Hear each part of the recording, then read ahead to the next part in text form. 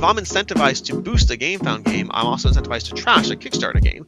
It makes my job easier if you have a Kickstarter failure. You like GameFound games better than Kickstarter? Clip it. Yeah, correct? that's the short version. Okay. That's the short version. So the thing I actually care about is never the thing people bring up. Kickstarter was so dominant in tabletop crowdfunding that nobody seriously talked about alternatives. Kickstarter's tabletop numbers have fallen 3 years in a row. My guest today says GameFound now holds 50% of the tabletop crowdfunding market. That's his claim, at least, and he should know he is the CMO of GameFound. But where he makes this conversation incredibly interesting is that he's also one of the most watched board game reviewers on YouTube, which means the same person whose job it is to bring creators onto GameFound is the same person who is reviewing GameFound campaigns. Don't worry, he knows exactly how that looks, and we're going to get into that. We're also going to get into what the job actually looks like from the inside, creators they quietly say no to, or the creators they've shut off late pledges on when a creator goes dark, or even the self-funded pledge they caught last month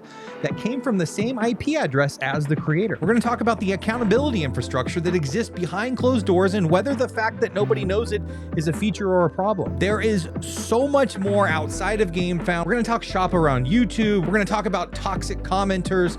We're going to dive deeply into the ethics of making board game reviews. We might even talk about Quackalope. And without further ado, Alex Radcliffe, CMO of GameFound, also founder of BoardGameCo. Welcome to the Board Game Secret Show.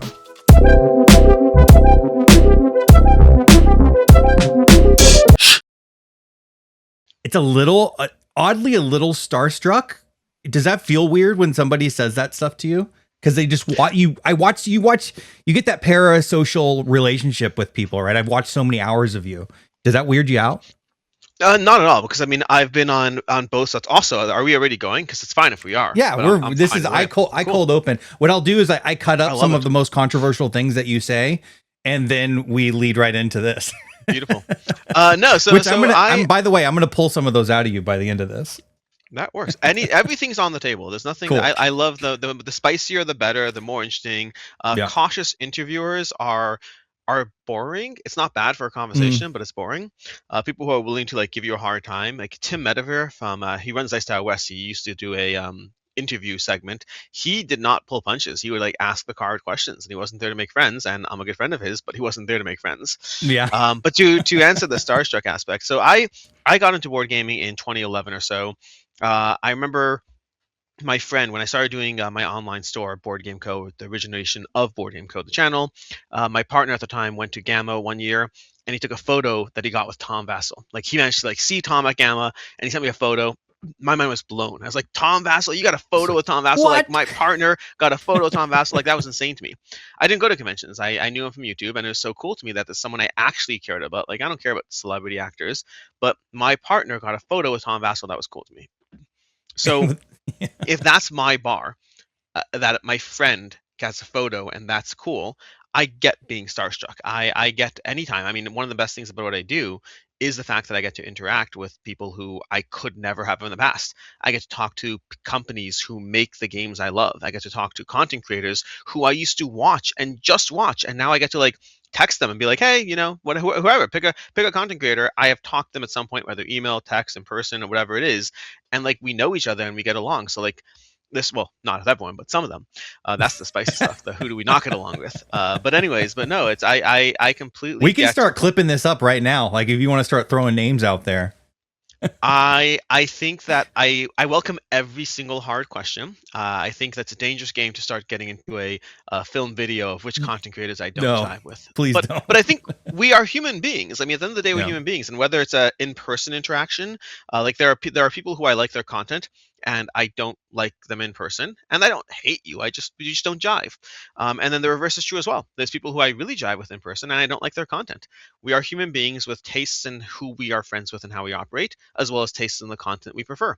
There's people who hate me online. There's people who love me online, and that's going to be true for anyone and everyone. So it's just part of life.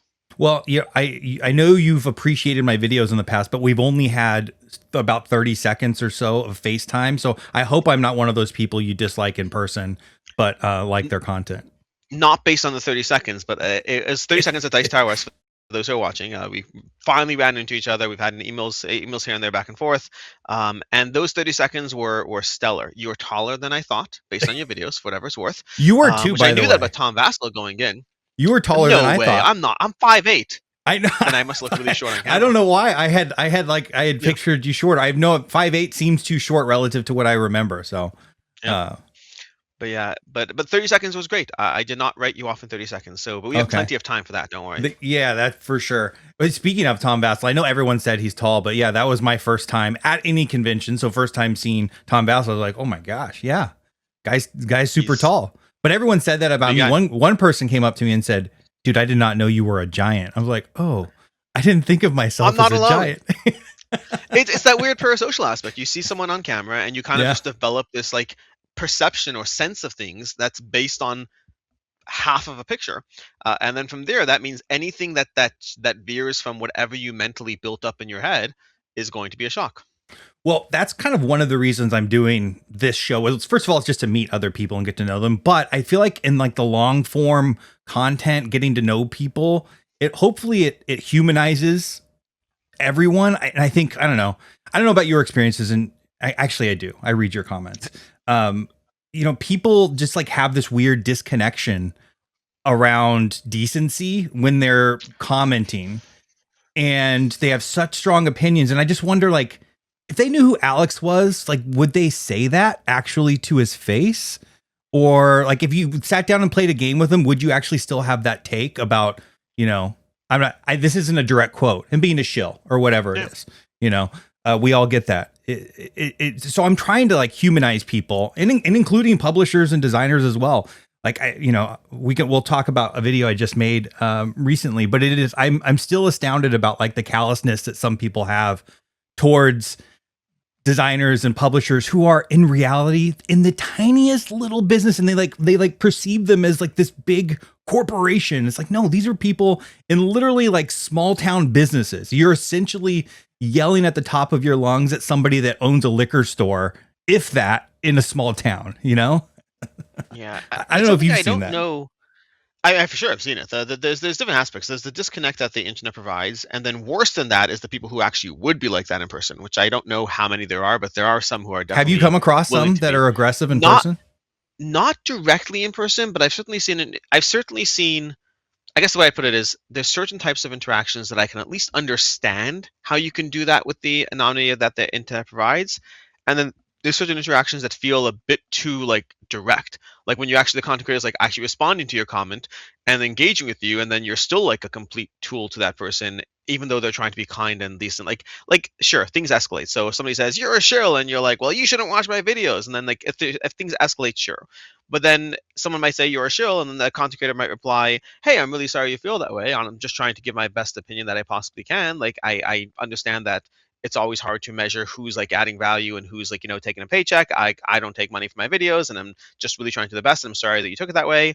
And then the person will reply back, instead of like the other person's like de-escalating, and the person will reply back, well, then you shouldn't be on the internet. Like your stuff is terrible. Like whatever, they'll escalate. And that's an area where I'm like, I understand the comment where your vent up frustration just kind of goes out there. But then there's levels where there's extra engagement that I can't understand. But like, I've always advocated for a degree of understanding that I think is going to be very hard to achieve. And understanding does not mean agreement. The most basic example I can give to this kind of concept is there's a lot of frustration towards crowdfunding companies that run a campaign and aren't truly honest with their backers about the financial state of the company. They might be struggling. They might be like 100,000 in debt, which also sounds like a lot of money to a lot of people. If you're a business, it's very easy to be $100,000 in debt and even be in a good place with that kind of thing. It's totally fine for that. But you might have a company that's running a little bit on debt, and they have prospective things in the works, and they're hoping to get out of things. And then you're like, well, you took money from me on that last campaign, and you didn't tell us the financial state of the company, that you guys weren't on rock solid footing. And I understand that frustration. I really, truly do. And I'm not even saying that they shouldn't disclose that. But there's also those weird conversations of, if you're running a business, if you have 7 employees, if you're close to being able to make everything work out, and all you need is for your next campaign to just hit a bare minimum, you just need a campaign to hit like 200,000, and that's reliably what you could have expected. And so, make the decision based on the information you have. and then turns out that campaign only makes 150, and you're like, wow, that was like below our worst expectations.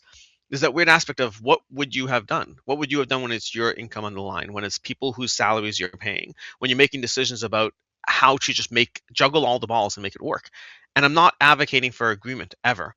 I'm just advocating for like understand that decisions are so much harder than you give them credit for. It's easy to villainize people, disagree with them. Again, I'm a fan of disagreement. I'm a fan of saying that's the wrong thing to do, but also recognize you might be in that same situation and make a very hard choice yourself.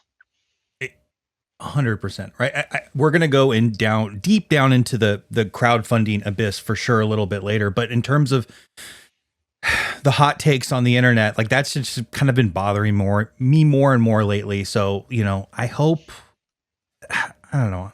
I'm probably if you not want your hot take, you can plug in. I'll say it now, and you can plug in the beginning. Turns out I am a shill. Yeah. Because here I am defending companies that are literally going under in crowdfunding and being like, but understand them, but understand where they're coming from. Right. So I guess I'll pause there because we could just go, splinter off. I actually want to start with, I don't think after all the videos I've heard, I think I've heard part of the origin story, but not the actual board game origin story, right? Like, where did you start? Was it Catan? Ticket to Ride? Like, what was the first entry for you? So you can course correct me in terms of if I go into too much detail. There's No, tons of go stuff. wherever you want. I can do whatever. So the origin story to BoardGameCo, and I have actually a history on I have a series on my channel, like the history of me or something like that. It's like 4 videos. I probably should do an update at some point. But inspired directly by the Dice Tower. Speaking of Tom Vassell, he has a history of the Dice Tower series, and I was like, I should do that at some point. But the semi-short version is I got into the hobby in, I want to say, late 2011, early 2012. I had played a handful of board games before I quote unquote got into the hobby. I had played Game of Thrones, the board game, first edition. My brother loved the books. He bought the board game. We played that. I had played Carcassonne. My brother-in-law had bought it at some point, and we had played that. I had played Catan as well. Catan was like a well-known game. So these are some samplings of board games that I had played before quote unquote getting into the hobby. In 2011, my brother-in-law came home with what was it again? He came with not Arkham Horror. He came home with Stone Age, and then Small World. And I think the order was Small World then Stone Age. But he came home from college with Small World, and I played that. I was like, this is a really fun game that I've never heard of. And then 3 months later, he came home with Stone Age, and I was like, this is a really fun game that I never heard of. And then from there, I started exploring. I was like, these are 2 games in 3 months that are fun games I've never heard of, never on my radar at all. Like, what are these games and where do they come from? And so I started Googling, and Googling led me to stores. And then I found that Smallwood had 17 expansions. And then I went to Cool Stuff Inc., which back then sold board games. Mm-hmm. And I made an order from Cool Stuff Inc., I made an order from Miniature Market, and I made an order from eBay. I made 3 orders at the same time, spent probably around $300 altogether. I justified this purchase because I had just won a PS4 or PS3, it depends how far back, whatever was popular in 2011. Right. I had won in a local auction a console basically, and I was a PC game player at the time. So I sold my console on eBay and funneled that money directly into board games. That was how I justified spending $300 in board games. Nowadays, I don't need to justify it. Back then, I needed to justify that kind of thing. So I did that. And bought a bunch of board games. Very few are there from my original order. The original orders I made, I still have 7 Wonders, and I still have Castle of Burgundy. Everything else, and new versions of both by now, but I have those. And then everything else has been long gone for a while. Did you get your favorite board game of all time in your first order? Yes. How wild is that? You have wasted so much time trying to find a new favorite game of all time, and you could have stopped at the very beginning. I could have, and I mean, should have is a relative term. I love, have Druids of Adore. His newest game is so good. There's a reason I keep hunting for new games, but Castle of Burgundy has held up. It is the game I have the most plays of, almost certainly, well over 300 plays for not a short game, and I still love it every time I play it. It's just a really, really good time. But yeah, it was my first order. It was not the first one I played. I held off on playing it for a while because it looked like it looked. The original version looked. It was also complicated, right? Yeah, relative to some of the other stuff. I played Pandemic as one of the first games from those orders. I don't remember what else I played right away, but like there was Jumbo, there was Senseless Multiverse. I bought Guillotine, never actually played it. That's one of the few games that I bought in the original order that never got played. Anyways, to this day, you still haven't played Guillotine? No, still not played Guillotine. That's actually really funny. Yeah. Your first order, you got a game that you've never played, and now you've probably played it thousands of games, if not, 1,000 for sure. And you got your favorite game of all time in a game that you still have never ever played. Yep, lots of fun things. That's pretty But then funny. from there, that kind of started me on a that's kind of started the board game aspect. From Yeah. there, it went into I started trading for games, buying games. I used to buy games. There was a company called One Eyed Jacques that sold ding and dent games, and I bought those all the time because they're basically getting games for half the price you can buy them Yep. otherwise, and they often had a small corner dent. Eventually, that turned into trading games on Board Game Geek, and eventually that turned into realizing I could turn that into a little mini business. That turned into a full business. Did that for like I guess that was in 2014, so I did that for 8 years. But around 5 years into it, in 2019, I started an Instagram, and then in late 2019, I started a YouTube channel, and here we are. Was there ever like a moment where you're like, oh shit, I did not know board games could do this? Like, I mean, go as soon as I ahead. played them, as soon as I played them, Just like with not one in particular that was just like, whoa, that's like I could never even have imagined a board game being this thing. I don't know if there's a particular board game that gave me that kind of feeling. The general feeling, because like I had dabbled as well in good games. I just thought things like Catan and Carcassonne were like exceptions. That like here are some good games. There's Monopoly, there's Risk, and then there's the good two. I just didn't realize that there was this world of well past the good two. Maybe party games, like I guess Codenames is a good example. Here's something Codenames did, just to give you like a random semi aspect to what you're saying. In my experience until Codenames, party games were cheap tricks that as soon as you went through the deck, you'd seen it all. Whether you're playing, I don't know, what's like, it's not Mad Games, is that big Cranio? Cranio, is that what it's called? Yeah, Cranium, we had whatever it Cranium. is. There's Cranium. There's not again not is it called Taboo? Taboo is the game where you can't say the words. Yeah. So like Taboo is a good example of a game system where there's a cute like party game aspect, but then as soon as you've gone through the cards, people keep doing the same thing. Like I think that stuck with me is there's Arnold Schwarzenegger was a card, but the version I had of Taboo existed before he was the governor of California. So whenever Arnold Schwarzenegger came up, all you did was said governor of California, because of course the card has like the 5 things you can't say. You can't say Terminator. You can't say whatever. I don't even know what the words were. But governor of California, you could say. So I'd be like, governor of California, Arnold Schwarzenegger. Boom, card moved on. That kind of concept of it's a single card. So this once you've done it, you can kind of figure out your own in-groups words. As opposed to something like Codenames. Codenames had that feeling of I have to be clever with word association. I can't say the words, but I have to figure out how to give you that information. But not just that, it's like infinitely repeatable, because it's not like I can just figure out that the optimal clue for banana and apple is fruit. What happens if orange is on the table? Now I have to figure out a new way to do banana and apple. What happens if banana is yours, orange is mine, and apple is the death card? Like, so it has the puzzle of a it has not it has the puzzle and the joy of something like Taboo, which I used to say Taboo was one of my favorite party games, but now it's infinitely repeatable and not just as soon as you run out of cards, the fun's over. And I remember being impressed with that aspect.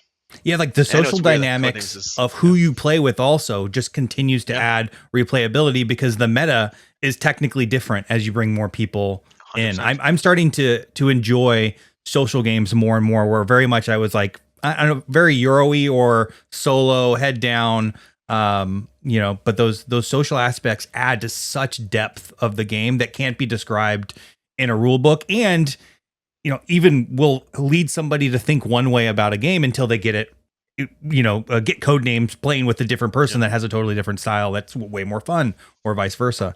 But yeah, that's pretty interesting. My tastes have changed so much over the years, because you mentioned like you're dabbling more in this, and like when I first got into this, I got heavy into Euro games pretty quickly. Yeah. Eventually, I switched to like a lot of miniature. Not switched. I added miniature games. I added area control. That became a big thing. And now, like I'm kind of back to where I started. Right now, my main focus, the games I love the most these days, are those Euro games. Are those ones that give you a crunchy, meaty puzzle to solve. I find that area control I still love. My group just doesn't play it as much. And big box games with miniatures, I'm getting a definite degree of fatigue of how many different rule sets do I need of how to move that miniature, and how escape damage works. Like I'm getting fatigued with like just too many versions of the same exact system.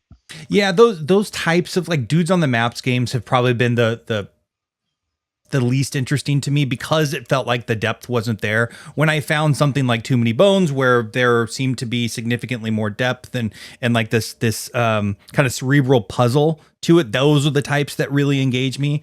but like the unmatched system for whatever reason just doesn't do it for me. I never cared. Never cared. It just seems too obvious, and people have argued with me against that. And I'm sure there's meta layers to it. They're just less obvious, I guess, to me. But yeah, the Euro, taking the time to figure out the Euro and all of the different levers that a designer has put in there has always excited me. But I do find the staying power is a little difficult. I take one of the most recent examples is Galactic Cruise for me. I think it's a good game. I don't think it's a stellar game. I have, oh gosh, I started playing a ton on BGA, and I got really good at it, and that's how I know that it's not a particularly deep game, because I'm not that good at it. I'm not that good at playing board games, actually. And when I start beating a bunch of people on BGA, I know that there is it's solvable. It's a relatively straightforward puzzle. My enjoyment of it started to go up as I started to win, but then I just got bored of it, and I felt like the design's a little, as much as it feels pretty multidimensional, it doesn't have the dimensions in which that create this dynamic play space for plays over and over and over for me. So it's fallen off for me, or at least To like me, my the perspective entire on it. puzzle of that game is refiguring out the game based on the combination of action tokens, which is fun. But the problem is it's a 3-hour game, and that puzzle I've kind of established in the first hour. Mhm. And so it is one that I like. I still think it's a very good game, but Mhm. I loved it, and it went down to liking it. And for a 3-hour game I like, I'm going to play other games instead. Yeah, I felt like as I get into that, it's kind of rinse and repeat, rinse and repeat. Yeah. My brain isn't fully engaged unless I am winning. Yeah. But yeah, but that thing's gotten an insane amount of praise, which I can understand. I wonder how much of it is like the toy factor and how beautiful the production is, and the art's incredible. I really like the theme as much as you can say a theme. I guess the idea of what it's trying to do, I wouldn't call it particularly thematic, other than, it's pretty or whatever it is. They checked all the boxes. They did everything right with that game, and no matter where it is, it's a massive success for where they were as a first-time publisher. So kudos to them for that. Yeah, I will definitely continue. I will own it. I've got the mat. I bought literally everything. They actually gave me the game, to be honest, but then I went and bought everything. What's that? Why will you own it? That's actually a really good question, and one in which I want to get to you a little later on with your 200 game limit. But that's a really great question. I'm a collector, but also I've run out of room. So that's the difficulty. And I can get the full experience on BGA. I played it more on BGA than anything in kind of leading up to my review for the game. So that's a good question. How long have you been in the hobby? Well, okay, that's a good transition to my origin story. You are fundamental to my origin story. I played a lot of little random games for many years. Ticket to Ride, we played into the ground until it just like, my wife will still play it. But it's just so annoying continuing to draw cards and not have the right thing. But what Ticket to Ride did is it had me to start to like look for games, and mostly 2-player games. And even at that point, I was just like Googling, and I never found the hobby. I never found it as it is now. So this was years ago, probably 2015, 2016, or whatever it might be. And there wasn't, at least from what I could find, 2-player games. Like I bought the Catan 2-player card game or whatever it is. And I started playing that a little bit, and I was like, oh, that's kind of cool. But my wife was just like, what is this? This is stupid. But one day I came across Wingspan, and I bought Wingspan, and what was it? It must have just been Amazon or something like that. But I got it to the table, and I was just so like, what the hell is this thing? Look at this tower, these eggs. The art on this is beautiful. I had no idea the artistry that could be held within a game. So that was blown my mind. At that point, Wingspan was my number one game of all time. The idea of engine building, I had no idea what any of that was, whatever. But I was just like, oh my gosh, this is great. So I started, going down the YouTube, and I found an Elizabeth Hargrave and Quackalope interview. So then I started watching all of Quackalope stuff. And what did I come across? His Root coverage. So I went from, I just told Cole Worley this, Wingspan, to being totally obsessed with the idea of Root. Not playing it because I had nobody to play with, but just the idea, asymmetric factions, like the juxtaposition of this beautiful art and these woodland creatures and then war and like, oh my gosh, what is this world I stumbled into? And of course, if you watch Quackalope back then, you very quickly watch you, and you were the second creator that I started watching that just kind of spurred all of this. So it is essentially you and Quackalope Nice. that did it all to me. And after that was like, it was Everdell, which I still like, which I will talk to you about Everdell actually a little later as well. There's so many things I want to talk to you about. Arnak, Great Western Trail, I think basically in that order. And then it's a blur. It's a complete blur after that. It's like BoardGameCo is telling me to buy this. Okay, I'll go ahead and buy this. Don't do that. Don't do that. There's too many games. There is too many games. And I think for the most part, I don't think you've really steered me wrong. The only one you got really hyped at that I still like and I still own, and you'll probably say, why do you still own it? Was Endless Winter. And I think it's a pretty good game. But the problem with that is you were really hyped on Lost Ruins of Arnak and also Dune at the same time. So I got both of those, of course. And then by the poor Endless Winter, like they hit the cycle at the same time as the worker placement deck building game. And then they just didn't, they had to deliver, a year later or whatever it is. I always feel bad about that one. And I still have it as well. And honestly, but when I say as well, I mean, it doesn't get tabled the same way Dune and Arnak do. I still like it enough that I have a hard time getting rid of it. And I still do play it, just not as much. So it's in your 200? Yeah, it's my 200. Absolutely. Absolutely. I say absolutely, but for now, everything's hard because every time I find a game I love, something has to go. Endless Winter really is one that I thought it was brilliant. I still think it's brilliant. I will play Arnak over it any time of day. Also, the follow-up, have you played Unconscious Mind? Oh, yeah. I had Unconscious Mind's even better. I had a very positive review on Unconscious Mind, for sure. So it's tricky. And then the other thing that kind of was a nail in its grave is, to me, Endless Winter, the expansions don't really add anything I care about. They're fine. They're medium. They're like they're not bad. They just add rules. Everyone's told me I need to play the River expansion, and it's in there. I have the full. It's fine. You had me back at full fledged. I got everything with it. And the expansions I'd never played. And so the problem is you have Dune and Arnak where the expansions elevated the game, and then you have Endless Winter where the expansions didn't make the game better. Not worse, but not better. So between the release cycle, and between the expansions of the others elevating it, Endless Winter is one that I do feel bad about. I feel bad. I don't feel bad about my hype. My hype and love for it are there. But it's that weird aspect of, I guess I feel bad for, there's other games that I have been hyped on and in my opinion actually cooled. Endless Winter is not really in a situation, in my opinion, cooled. It's other factors changed where it lay. Yeah, I think Endless Winter was like it felt too modular. Like the full design didn't fully flow together. As much as I like to go play with all of the different levers in that game, they don't feel particularly connected. I actually think I had that criticism with Unconscious Mind only for, what was it, the set collection aspect of the books, or it was like it felt like the books weren't particularly integrated, but I do think thematically it was actually, I called it one of the best thematic Euros I've ever played, because that thought board in particular, idea board, was just brilliant. Very intriguing. So I don't know that you steered me wrong there. I still enjoyed that I own it. And I think, unfortunately, I think their timing was a little bit off as well. You have to come out earlier because everyone by that time had already fallen in love and found their favorite worker placement deck building game. And then you bring this other one that feels more disjointed, probably needs a little more work to enjoy.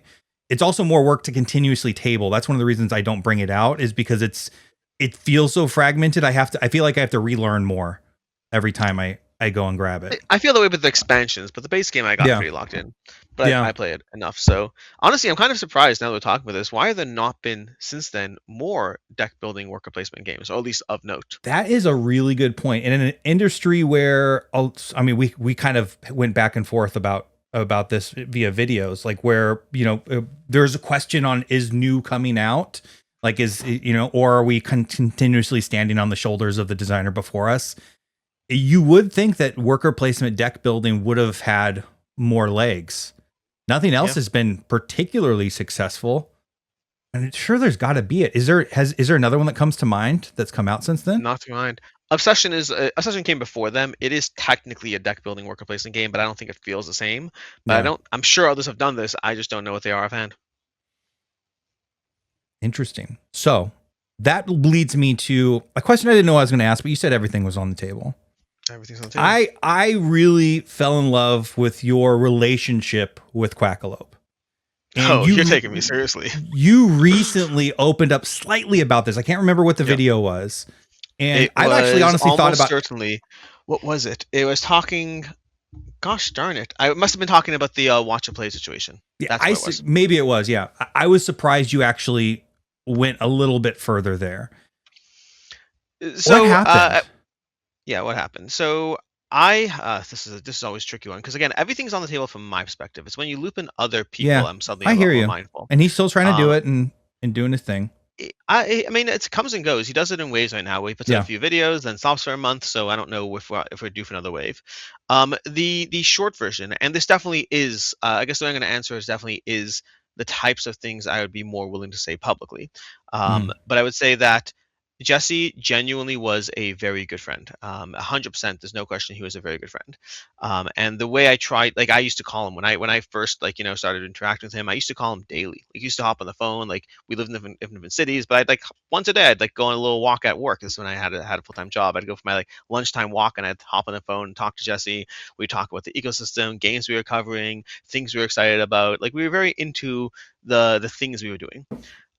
At a certain point in time, while we were still friends, it did become clear to me that we had different ways that we approached the industry.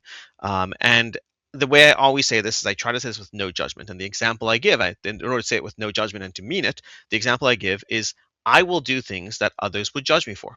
That's how life works. So, for example, I just got a comment on a video the other day that was, it said you never say when you have a review copy. I'm like, you're right. Most review copies, but I don't specify when a game is a review copy. I cover games that are on GameFound, and some people would say, "How could you possibly do that?" I will, go on a publisher trip and still review the game, and some people will say, "How can you possibly do that?" And I bring up these examples to genuinely, it is there are other contents that creators out there, no pun included, would hate me. This thing they just roasted someone else a few months back for someone saying that they sell review copies that they get. And I'll say it right here, right now. I give away to my Patreons and Ko-Fi members review copies. I put review copies in the Level Up library, the retreat I run, and I also trade and sell review copies. I do all of those. Review copies kind of have this large smorgasbord of where they go. Some people would hate me for that. They'd say, "How can you possibly review a game and then sell it, and you're financially benefiting from the copy you got?" My main point of saying this is we all will have different ways we operate, and I give a lot of credence to that because when I say that Jesse had a different way of approaching the industry, it would possibly be similar to, let's say, no pun included, and I were best friends, and then he found that I sold review copies, and he started pulling back because he didn't want to operate that way. So that's kind of what happened, where there was a shift in the way we approached the industry, and that resulted in a little bit of a pulling back over time as we kind of just had different approaches to the space. This all happened, a year, and again, there is more details, there's more personal back and forth. But that's where it gets into I'm not going to publicly broadcast all aspects of a relationship falling out. I don't mind saying, and it's just the way it played out. The way it played out, there was definitely a shift from we were best friends to we were friends and collaborated less often to we started pulling back in collaboration and friendship altogether. And then everything blew up. 8 months later. By the time things blew up on his channel, he had the whole public drama. We had already stopped being mostly friends and stopped most interactions well before then. But that's kind of the long and short of it. The long and short of it, without getting into too much of the messy details, is we viewed the industry differently. We had different ethical standards. I say that with no judgment because others would judge me from my ethical standards. There's a line I heard once about religion, where everyone who's more religious than me is way too stringent. They've taken it way too seriously, and everyone less religious than me is a heretic. So basically, I'm perfect. It's all relative. I'm not here to say that I'm perfect, and I'm not here to say that Jesse's perfect or that no pun included is perfect. We all have different lines of where we are, and Jesse's and mine were different.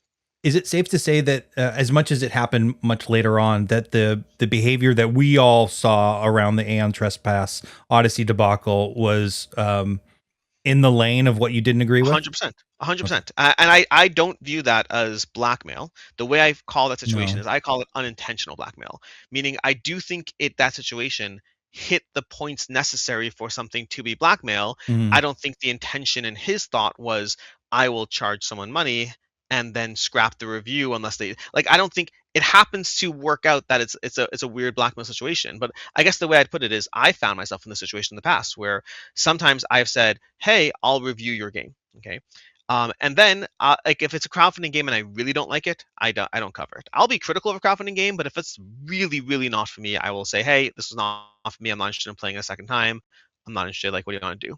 And I've had publishers say, oh, can we pivot to sponsored content?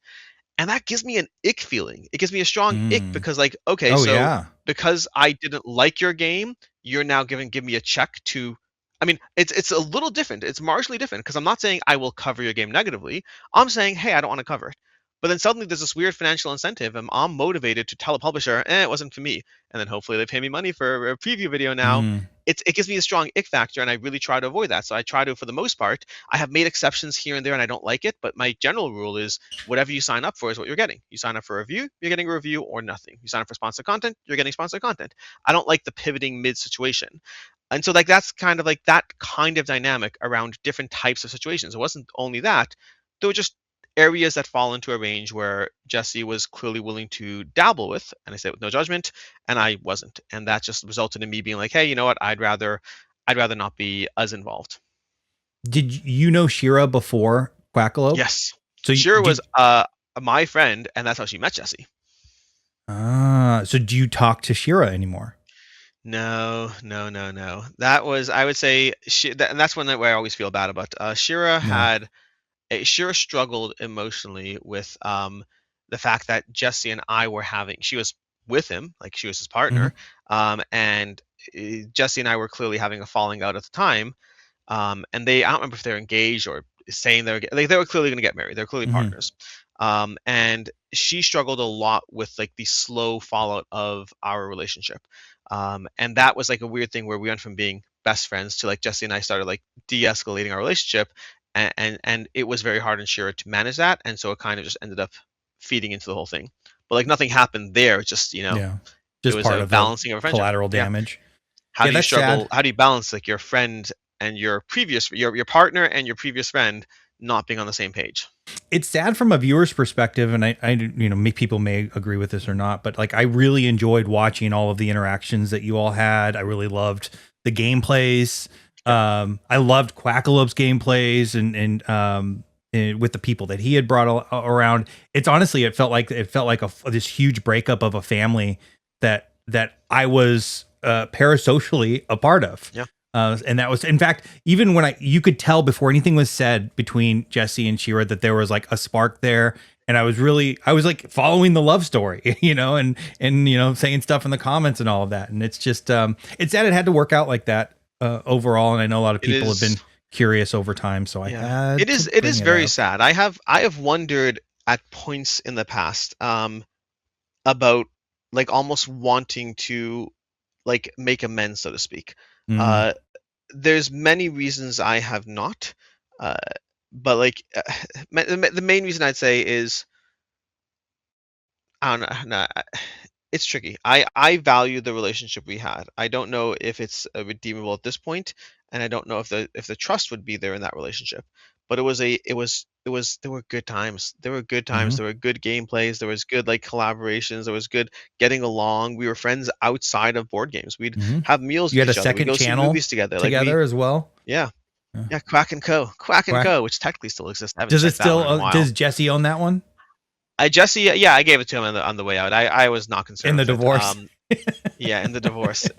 But it's yeah, I don't know if he's done anything on that channel in a long No, I time. don't. But I don't it's think so. yeah, it looks like the last video was a year ago. So yeah, it is genuinely sad. I wish things had played out differently. Well, I'm hopeful that you all might reconcile someday. You know, just on a personal, not on YouTube or anything like that. But you never know. You can't. It's tough to put yourself in somebody else's shoes and pressures that they're feeling and why they're doing what they're doing. And I think you have a good perspective in that. You also, there's big caveats, and because you could point the lens towards yourself and criticize some practices as well. But yeah, I don't know. For to get into why I think we would Okay. involve getting into some of the more personal details about the areas that I did not love. Mm, Um, and those go down to, they kind of intrinsically go down to, character judgments might be the harsher way of saying it, mm. but opinions about the nature of, like, yeah, it would be, again, I don't mind getting into some extent. I don't want to speak ill of others, and it's definitely a perception based thing, but I wouldn't trust the relationship. That's what it comes down to. Fair enough. We'll leave it at that. We'll pivot to maybe another sad story. You ran Board Game Co. How many for are there? Oh, 8 years. What was it that you saw in the market that you were trying to fill when you opened up Board Game Co? And maybe give a brief overview of like what the business was. I wanted free games. That's what I saw on the market. Board Game Co. started because I started collecting games because I fell headfirst into the market, into the hobby, and I started trading tons of games because I just wanted all the games. And Mhm. so I kept trading. I kept on getting this game, getting that game. And one thing I realized as I traded is I realized there were people who, quote unquote, had the power. Meaning, what I mean by that is a weird dynamic, but you'd come across trade lists of people who had 400 games for trade, and you'd go after them and try to talk to them, and then they'd be like, oh, no, no, I don't want this, don't want that. They kind of So they had so annoying. many, they had so much hot stuff that they weren't really, it was like Yeah, all up for grabs, but they weren't motivated. you're And I right. was like, Like oh, I have what you say you want, and you yeah, have what I want. Is it a value thing, or like I hate when they're like saying, I'm not particularly motivated to get rid of this. So yeah, what are you saying? I have to why are you doing spend? it? Yeah, exactly. Then why is it And the on there? answer is, if you have a hot game on that list, if you have enough of your collection on the list, you will eventually land people who are willing to give up more than they possibly should. You're Hmm. playing a numbers Oh, game. You're 100%. Yeah. saying, this is appealing. Enough people find it appealing. Someone's going to offer me 3 games for it. And I realized that there was power to having a large list, both in the fact that you have hot stuff on your list that other people aren't. Because you have, let's pick a popular game. You have, what's a new popular game? What's something hot these days? I don't know. I don't know. You just got the new Puerto Rico Special Edition for Waking Realms, There you go. right? So you got the new Puerto Rico Special Edition, and you're trying to table it. Meanwhile, I'm putting it on my trade list and seeing who cares enough to offer me 7 games for it. So there's power in hotness, and there's also power in numbers. When you trade 1 game for 1 game, you're swapping a $30 value, but you're losing $15 on shipping. What if you swap 5 games for 5 games? Then you're paying Hmm. $25 in shipping, but that cost per shipping on a game is much better. So there's this weird aspect there where there's a value game to be played to get larger trades. The problem with larger trades is you both have to want 5 games from each other. That's harder to do. And I realized that if I kind of put my entire trade list up for grabs and I didn't worry about whether I was actually getting rid of it, suddenly it opened up the door to these kind of, okay, I will get rid of 3 games that I never played that I still want to play, but I'll get back more games, assuming I'm willing to cater the offer to be in my favor. So the best example I'd give is I would trade $60 worth of games for $90 worth of games. I would pay $12 in shipping, whatever it is, and I'd end up with $30 in games. I just netted $30 and I paid $12 in shipping. Why is the person giving up 90 for 60? Because I have popular games they want, and they realize the economies of a barter that you're getting multiple things done. So I did this for a while just to get free games. This was my way of being like, I'm gonna grow my collection at a discount by kind of engaging in the trade system. And then it kept working. What I did to kind of, my goal was a small scale bump, and the clear demand for this was insane. That the people who were doing this like on their trade list, they weren't really doing it as a full business. They were just kind of like willing to engage. And I was like, no, I'm a motivated trader. I'm trying to make a trade happen just on my terms. Hmm. And there was a huge demand for even imbalanced trades because I was offering as a business and growing games, and they were benefiting from economies of scale and being able to shift a lot of stuff. And it just took off. It absolutely took off. Despite the unfair trades, there was such a demand for it, to the point that after 8 months of doing this, I had to move it to a warehouse and start hiring employees, and that changed everything as well because it also removed that sense of unfairness. There is this weird sense of unfairness when, if I barter games with you, there's a sense of unfairness as to why you're getting the better trade. But if I do it with a business that has employees and taxes and accounting and all these and warehouse costs, suddenly there's this like, oh yeah, a business has to make money. So it removes that person-to-person unfairness around it too. Hmm. I did that for a while, and there was always a huge demand for it. And nobody other than Noble Knight Games was dealing with used games the way I was. So it was me and Noble Knight, the only 2 people in the industry doing this really, past individual game stores running their thing. And so I did it for a long time. It always was a side income. It was never a big amount of money, despite like we had decent amounts of revenue. Like we had 4 or 5 employees, but they were getting a paycheck, and I was making whatever was left at the end of it, which was less money. I got so I did it for a while, and the impetus for finally stopping was I started BoardGameCo originally to market this business, although that didn't last long. But eventually, between the extra work that BoardGameCo is putting on my life, and the fact that there's this weird reputational aspect of running a business has issues. You have issues, especially with used games. There's even more issues. So we had like I think we tracked at the time it was like less than 1% of games had issues. But when you're trading 100 games a day, that's an issue every single day that's being created. And so that's one person who's upset about a missing piece or a component, and then they'd have frustrations, reasonable frustrations around the fact that they were that 1 in 100. And the problem is now there's a face to it. Now I'm that guy on YouTube reviewing games and talking about the value of a crowdfunding campaign, and I'm also Selling the missing jerk who shorted pieces. them. Yeah, and that added an extra level of pressure in addition to the lack of time. And I was like, I have to pick a lane, Right. And the and it wasn't really ROI a choice. for it wasn't big enough to actually Yeah, incentivize you to continue to yeah. do it. It was it Do you was think a always business the is still least money. there? A business or that business? What do you No, mean? no, no. A business. Like, do you think there's still a need for that? I think there will always be a need for people to be able to turn around their games more efficiently than the current options. And when you sell games to Noble Knight or when you sell games to Board Game Co, you got pennies in the dollar. If you Mm-hmm. sold Board Game Co games, and this is true for Noble Knight or Board Game Co, it's just that, again, it's just the math of how business to run. If I sell you $100 worth of games, I'm only getting 25 bucks back. You're Mm-hmm. usually getting maybe between a quarter to a third of the value of the games because I have to get the games. I have to go through the process of like some degree of inventory or some degree of checking for, you might not inventory every piece, but some degree of general check. You have to deal with the fact that there will be losses and damage. Again, I'll get the game. I'm going to have to suck up that $30 when that game it was missing a piece, an essential component down the road. So there's loss I have to take into account. There's the shipping it to me. There's the shipping it away from me. There's so much cost involved that for me to offer you, and again, and as a company, I can buy the games new for 50% of the value. So why would I offer you even 50% for a used game? Realistically, you have to offer a quarter of the value for it to be even in worth talking about. But the problem is that means there's not a lot of money there. Trading is a much more efficient economy. You just have to build up that weird scale. So again, if I trade 60 for 90, I'm paying $12 for $30. I can hit those numbers and it seems better. You're not getting 25% of the value, you're getting 2/3 of the value. So a trade changes the construct of how it can be perceived as fairer for them. Right now, your options are you can sell to Noble Knight. That's the only option. So do Mm-hmm. I think there is a margin for this business, a demand for it?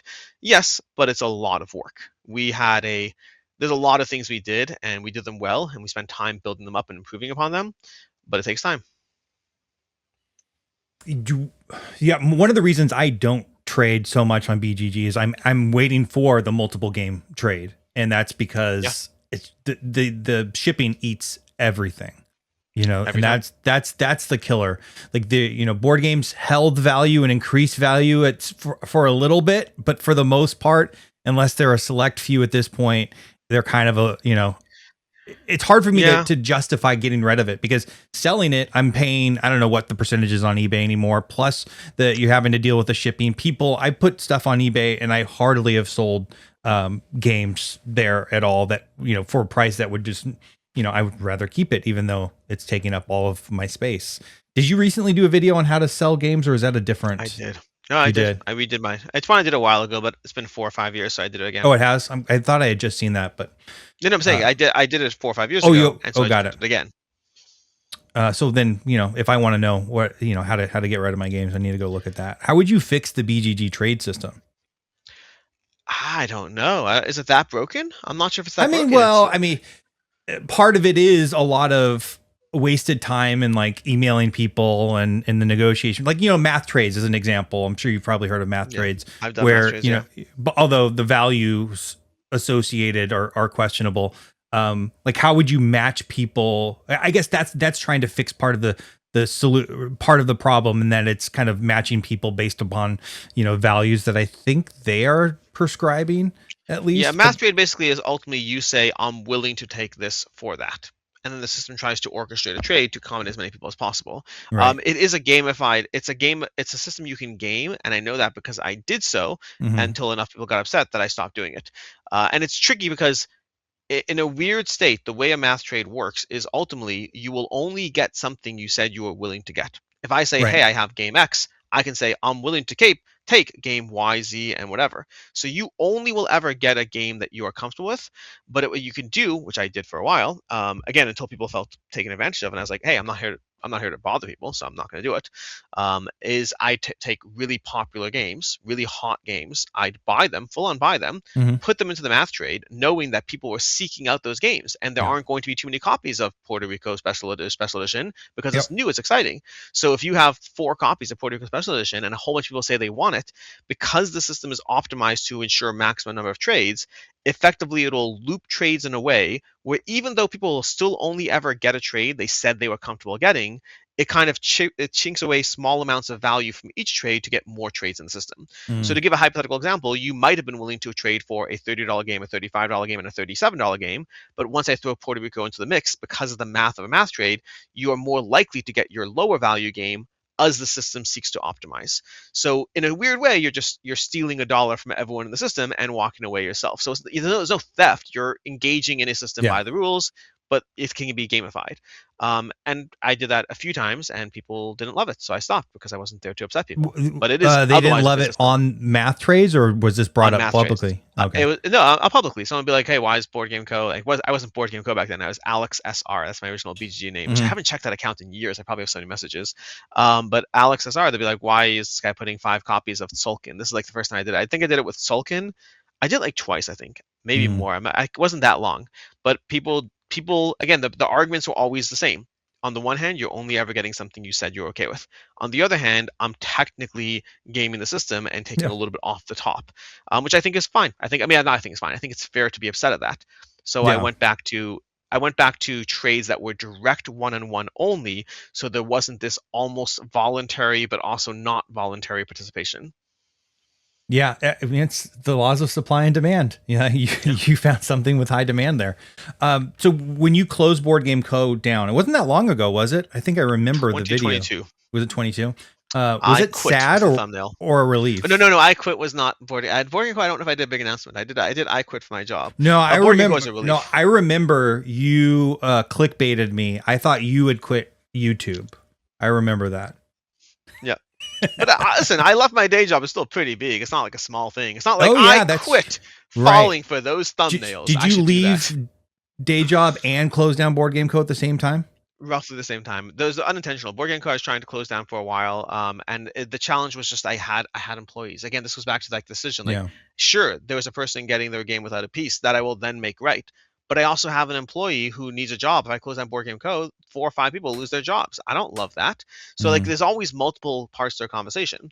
I ultimately, again, weighing up all the things, I made the decision. I worked my way towards it. It was a slow process. It took months to close it down because we stopped doing trades and stopped doing purchases, just focused on sales. We had to liquidate our inventory, which I think we did to Noble Knight, if I recall correctly. But it was a slow process. And quitting my job was a little faster and so the timing ended up being both in 2022, but one of them was coming for months, and the others was, I guess you could argue, was in the works for months, supposedly, but I just didn't know what was going to happen, which was effectively once YouTube took off to a certain point, I knew that I wanted to quit my job to do YouTube full time. But I had like a 4-year plan to do it. And at the time, my job hired a salesperson who was very, very toxic. Like everyone knew he was toxic, but he was very good at getting sales in a post-COVID timeline where things were challenging. And so he was very good at his job and very toxic. And it resulted in 2 people being fired because of interpersonal stuff, and then 2 Mm. people quitting, and I was the third person who quit. And I told my boss, I was like, hey, because it was like, hey, I have this other thing I'm doing YouTube that makes me happy all the time, and I have this job which does pay the bills, but maybe I can make YouTube work. So I jumped off that cliff a little sooner than I planned on, hoping I could work it out. And I'm happy with both decisions. Both them. No Boarding regrets Co at is a all. relief. You're glad to be None. in YouTube None. / I mean, GameFound. so YouTube itself was not able to sustain my bills. Like No. the community was amazing. I got a bump of, like, I can't remember what it was, but I got a decent bump. It was maybe it's an extra $800 to $1,000 a month because I quit my job and I was like, hey, I'm just relying on you guys now. Hope I can do this. Mhm. And for like 6 months, I just had YouTube, which was not enough money to pay the bills. Unfortunately, YouTube is always going to be a tough place to make enough money. And at the time, I wasn't even doing sponsored content. I was not engaging in sponsored content at all. And so it was not viable. And that's when GameFound came along and offered me a job. I had both. I was a COO of my last company, so I had the management experience, I had the knowledge of crowdfunding, and they were just taking off. They were just becoming a competitor to Kickstarter at the time, and I was well suited. Like I had knowledge in both spaces to be able to actually step into that role. And I love my job there. I didn't at first. I liked it at first, but I Okay. love it now. So why at first? Like, why was it a tough transition? And how long between quitting your last job and getting the GameFound gig was there, A- where you were just Around a six YouTuber? months till the Okay. conversation started, maybe like 8 to 9 before it like officially happened. But it was just a YouTuber for like 8 9 months. But it with the first part was that when I first took the job at GameFound, the thing I used to say was, "This is the second best job I've ever had. The only problem is that I'm doing it simultaneously with the best job I've ever had, which is YouTube." Right. That's how I felt at first. Um, and at the first year, I actually almost quit at one point because it was a struggle to get people to use the platform. And I'm not salesy. I'm very data driven. I'm here to talk about the numbers and what makes sense. And if I can't show you results, I'm not going to be as convincing. And it was a struggle that first year of like a lot of conversations that didn't always go anywhere. And I felt like I wasn't necessarily providing value for those first 6 months, 8 months. But then Mm. things turned around. The platform was new. It was starting to grow. It was getting the results, and my job shifted to being able to actually show results and really believe more in not just the potential promise of the platform, but the actual results the platform was driving. So that definitely helped the first year, but that wasn't when I shifted to loving it. I would say over the past year and a half, in fact, this is circled back to the beginning of our conversation, something that is a constant drain on me in YouTube is the people who are unhappy. The people who are, I'll sit there and put tons of work into putting out a video, and like that video, some videos like will get like 1,000 views, which for many channels is a ton, but for where my channel's at, might be like a low performing video, might not do whatever, and then somebody comes in and is upset at me for doing the video, and I'm like, why? Why am I doing this? This is a review. I didn't Hmm. get paid for it. I did it just so I can give you content, and somebody's in the comment being like, "Oh, blah blah blah blah blah," whatever the blah blah blah is today. And Rodney Smith always says, and he's right. We're intrinsically primed to focus on the negative, and I do a good job of not engaging as much as I want to. But at the end of the day, it kind of just sits there and builds up. Like there's this little aspect of like there are people online who are angry at the thing I'm doing for not enough money. Like I had a six-figure job. I was financially I was fine. I quit that to do something I was passionate about. And then there'll be people who hate on you for being a publisher shill, for doing the thing wrong, for not doing the thing that they like the way they like it. And like, listen, I'm not here to make people happy, but like, it still weighs on you. Like the thing I always say is, when someone on Reddit posts a comment about how they hate that guy, it doesn't bother me. The thing that bothers me is the 27 people who thumb up the comment. You're like, 27 people thumbed up a comment. I hate that guy. Like, what am I doing and why? And again, this is just a numbers game. You're on the internet.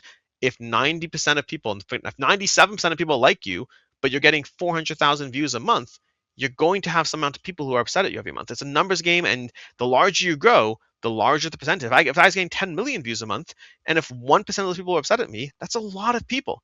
So the larger you grow, it doesn't make the problem better. You have to be able to turn it off. That thing, and I can't turn it off.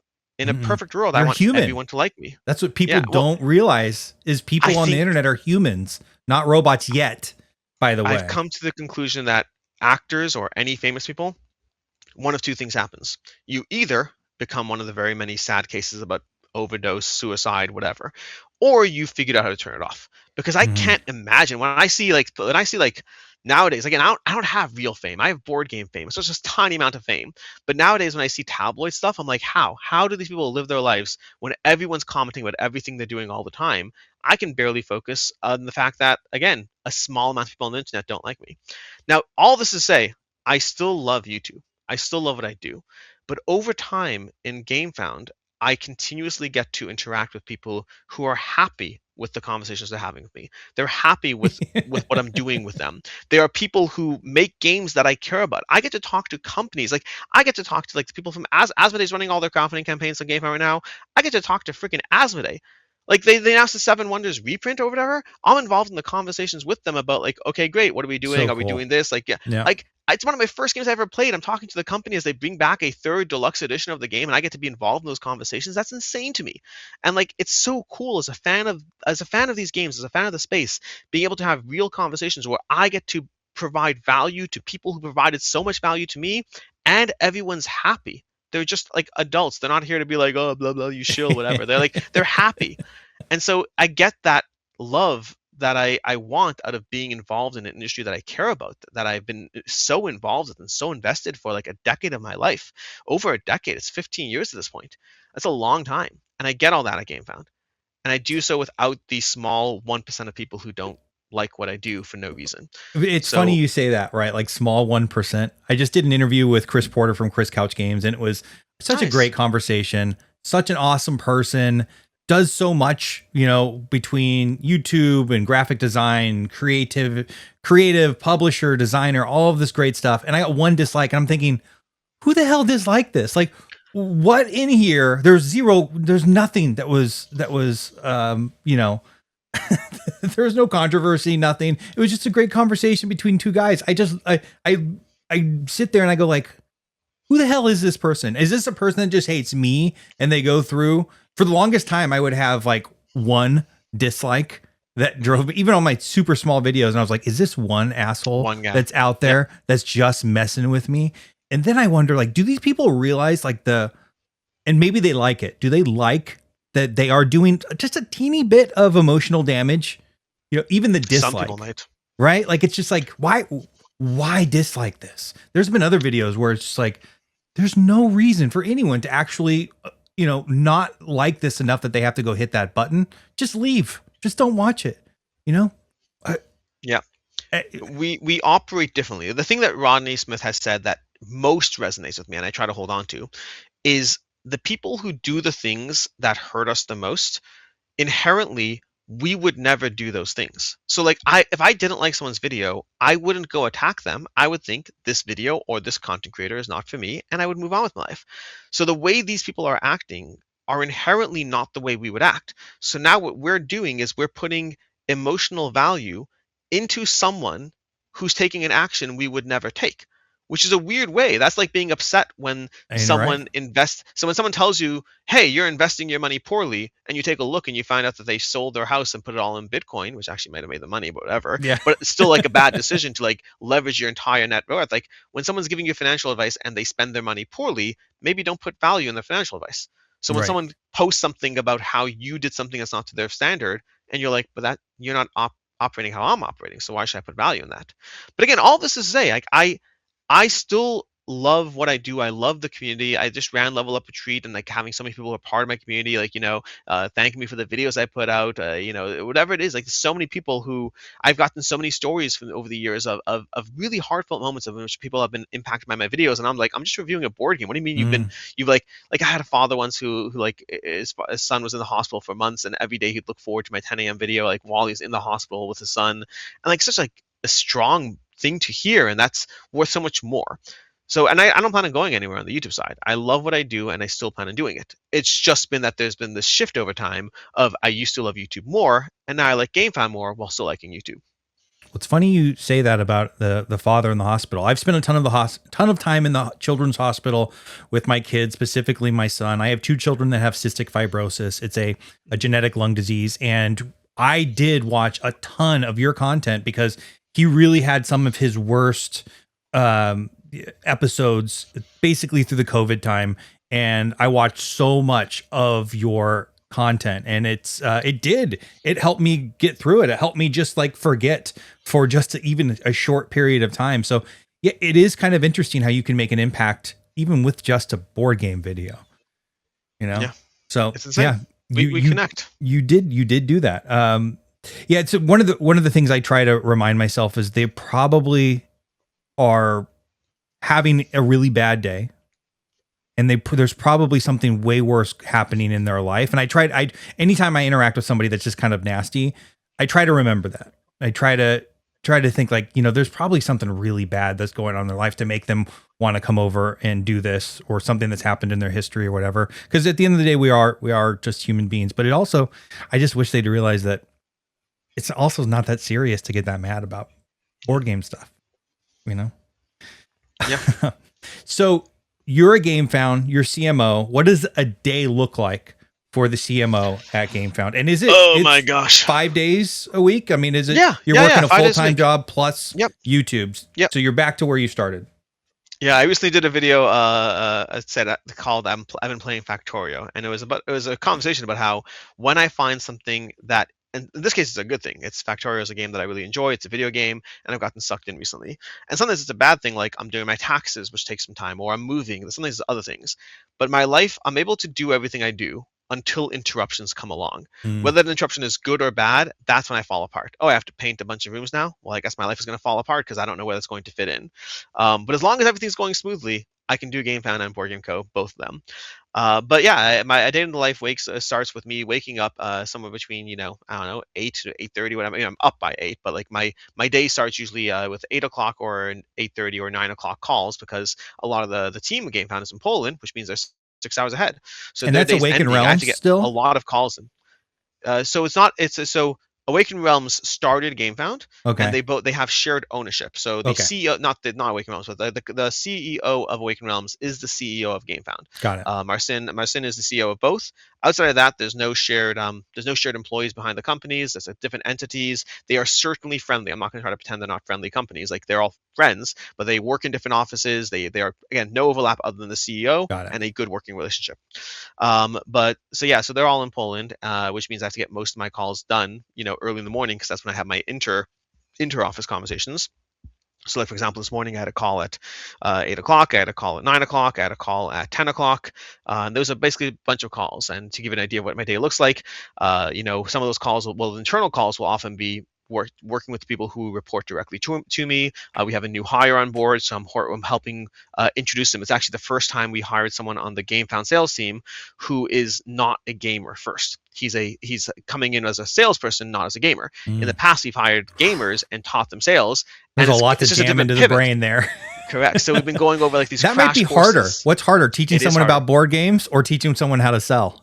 Teaching people about board games, teaching someone the culture of what goes into board games is Yeah. so much harder. Like, to understand, to understand what the top crowdfunding campaigns are, how the space operates, it's so much more work. Mm. Now, he has to be fair, has played real board games, but he's friends with people who are into board games. He's not like, he doesn't own board games himself. He's friends with people and he's played some heavy hitters.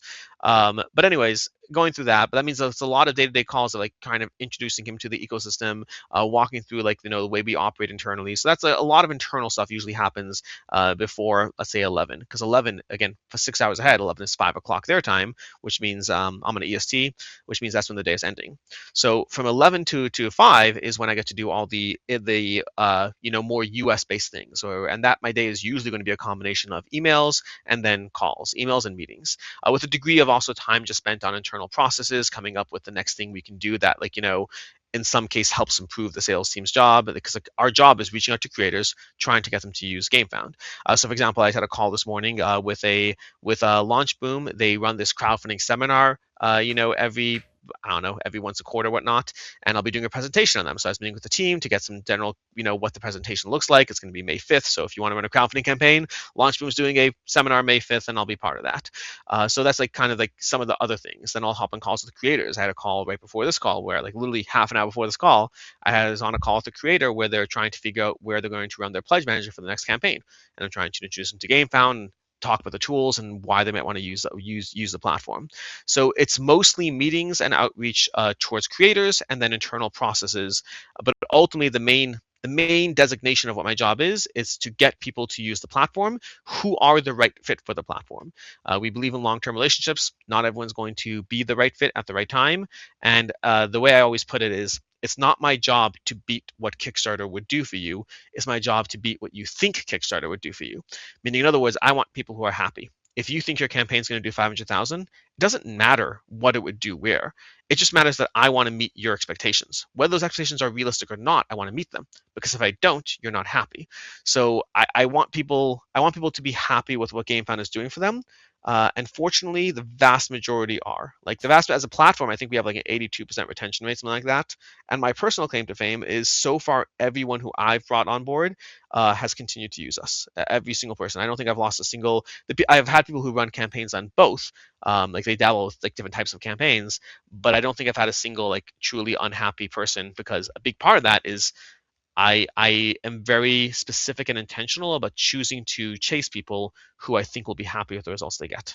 Have you been taking market share from Kickstarter in the board Hell game to the space? yes. Yeah. Hell to the yes. That's an absolute. I mean, the crowdfunding market was. I have to double check my numbers here, so don't quote me on any of the exact details. But the crowdfunding market overall was like down 10% last year. Like Mhm. as a whole, crowdfunding was down 10%. I think that means Kickstarter was. I think Kickstarter was like down like 20% or something like that year over year. And GameFound was up 30%. GameFound's effectively when you if GameFound is growing, and GameFound has been growing, 2 years ago we did 53 million. The year before that we did like 83 million. Last year we did like 115 million. So GameFound's been growing every single year, and the volume of crowdfunding has been bringing in. And the only way for GameFound to grow is if the market as a whole grows, or to take share from the other creators. And depending on the year, the 2 years prior, the market grew and GameFound grew more than the market. Last year was interesting in that the market went down, and I think a big part of that's tariffs, which makes sense. Mhm. But GameFound still grew even in a down market. Every single year, and what's interesting is like this past year, we posted a blog update where we said we think that we have more than 50% of tabletop. We think we finally eclipsed that aspect. And we said we think because some data is not visible. Kickstarter only shares some of its data. You can't see their Mhm. data as far as you can't see the data as far as the pledge man and stuff that they've collected. Kickstarter's response to that blog post was not to comment; they just hid all of the data instead. So instead of like revealing, they Oh. hid all of the data. We were like, okay, we're right then, because we weren't sure. We were like, we think we have 50% of the market, but like some of Kickstarter's numbers we can't see. So like whatever, it's still pretty good. And Kickstarter's like, oh, let's turn off all our numbers Well, just in yeah, case. you're the opposite. Kickstarter does not have an API that I can access, Yep. but GameFound does, which I do access. Which is Yep. that transparency kind of part of the culture at GameFound? And we try to do everything we can as far as just giving the best tools to our creators, to our community, to everything. And right now, we just introduced a new thing. This call is now a sales pitch for GameFound. Sorry, but we just introduced a new thing: checkout as guest, which is not an exciting feature the way something like Endgame or StretchPay is. But Mhm. effectively, as a crowdfunding backer, you can now check out and purchase a crowdfunding campaign without having an account. No crowdfunding platform currently does that. It's a standard e-commerce feature, but Right. crowdfunding is different because of the way crowdfunding works and the ongoing cycle. And so that means to access your pledge, you'd have to like put your email and get a code sent. It changes the whole way you work with crowdfunding. But we're the first platform to have checkout as guests. And again, it's not a sexy, cool, flashy feature like something like Endgame is. But the flip side is like at least on GameFound, like 56% of people ditch out of the platform as soon as they're asked to log in. So if you're checking out right now, 56% Mhm. of people when they're presented with that login page bounce. So allowing people to buy the thing without logging in is going to change that number. We don't know how much, but it's going to change that number.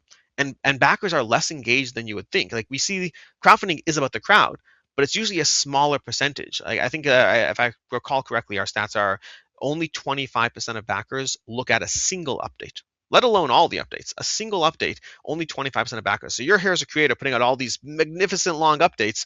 Only 25% of backers see even one of your updates, let alone all.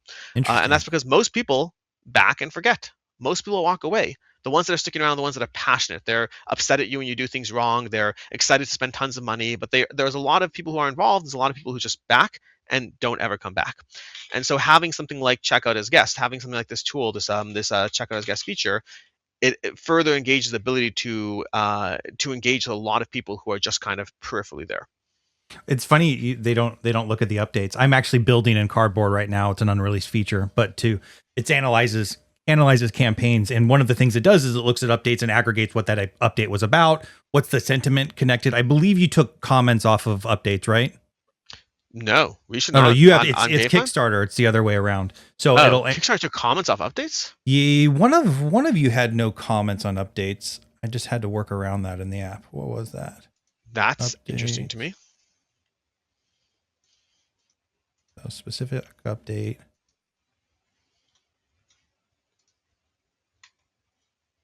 Oh yeah, you have comments. Yeah, we definitely have comments. Either way, We it analyzes the sentiment of all of those comments and gives a user a kind of a quick like, hey, what was this thing about? Do people like it? Interesting. Do they not? Are they? Here's a couple quotes on the people that like it, people that don't, or whatever it might be. So yeah, I could definitely see people not fully engaging, and including myself, totally forgetting that you even back something in the first place. That Yeah. another point of difference that GameFound has is the stretch pay. And I've recently looked at a Kickstarter campaign. I think it might have even been a GameFound as well, where because not everything's stretch pay, right? That's an individual decision based Stretch upon pay is our name. Oh yeah. right. Every creator can decide how to implement stretch pay. Yes. So I have actively not backed campaigns because there wasn't stretch pay. Has stretch pay been a boon for you? A huge, absolutely huge. I mean, stretch pay was and it's one of those things. Jamie Stegmaier had a great article about it that mirrors my own thoughts about it. Because from my own sense of things, like it feels almost a little predatory. Like if you can't afford it, don't buy the board game. Like don't do this pay over time thing.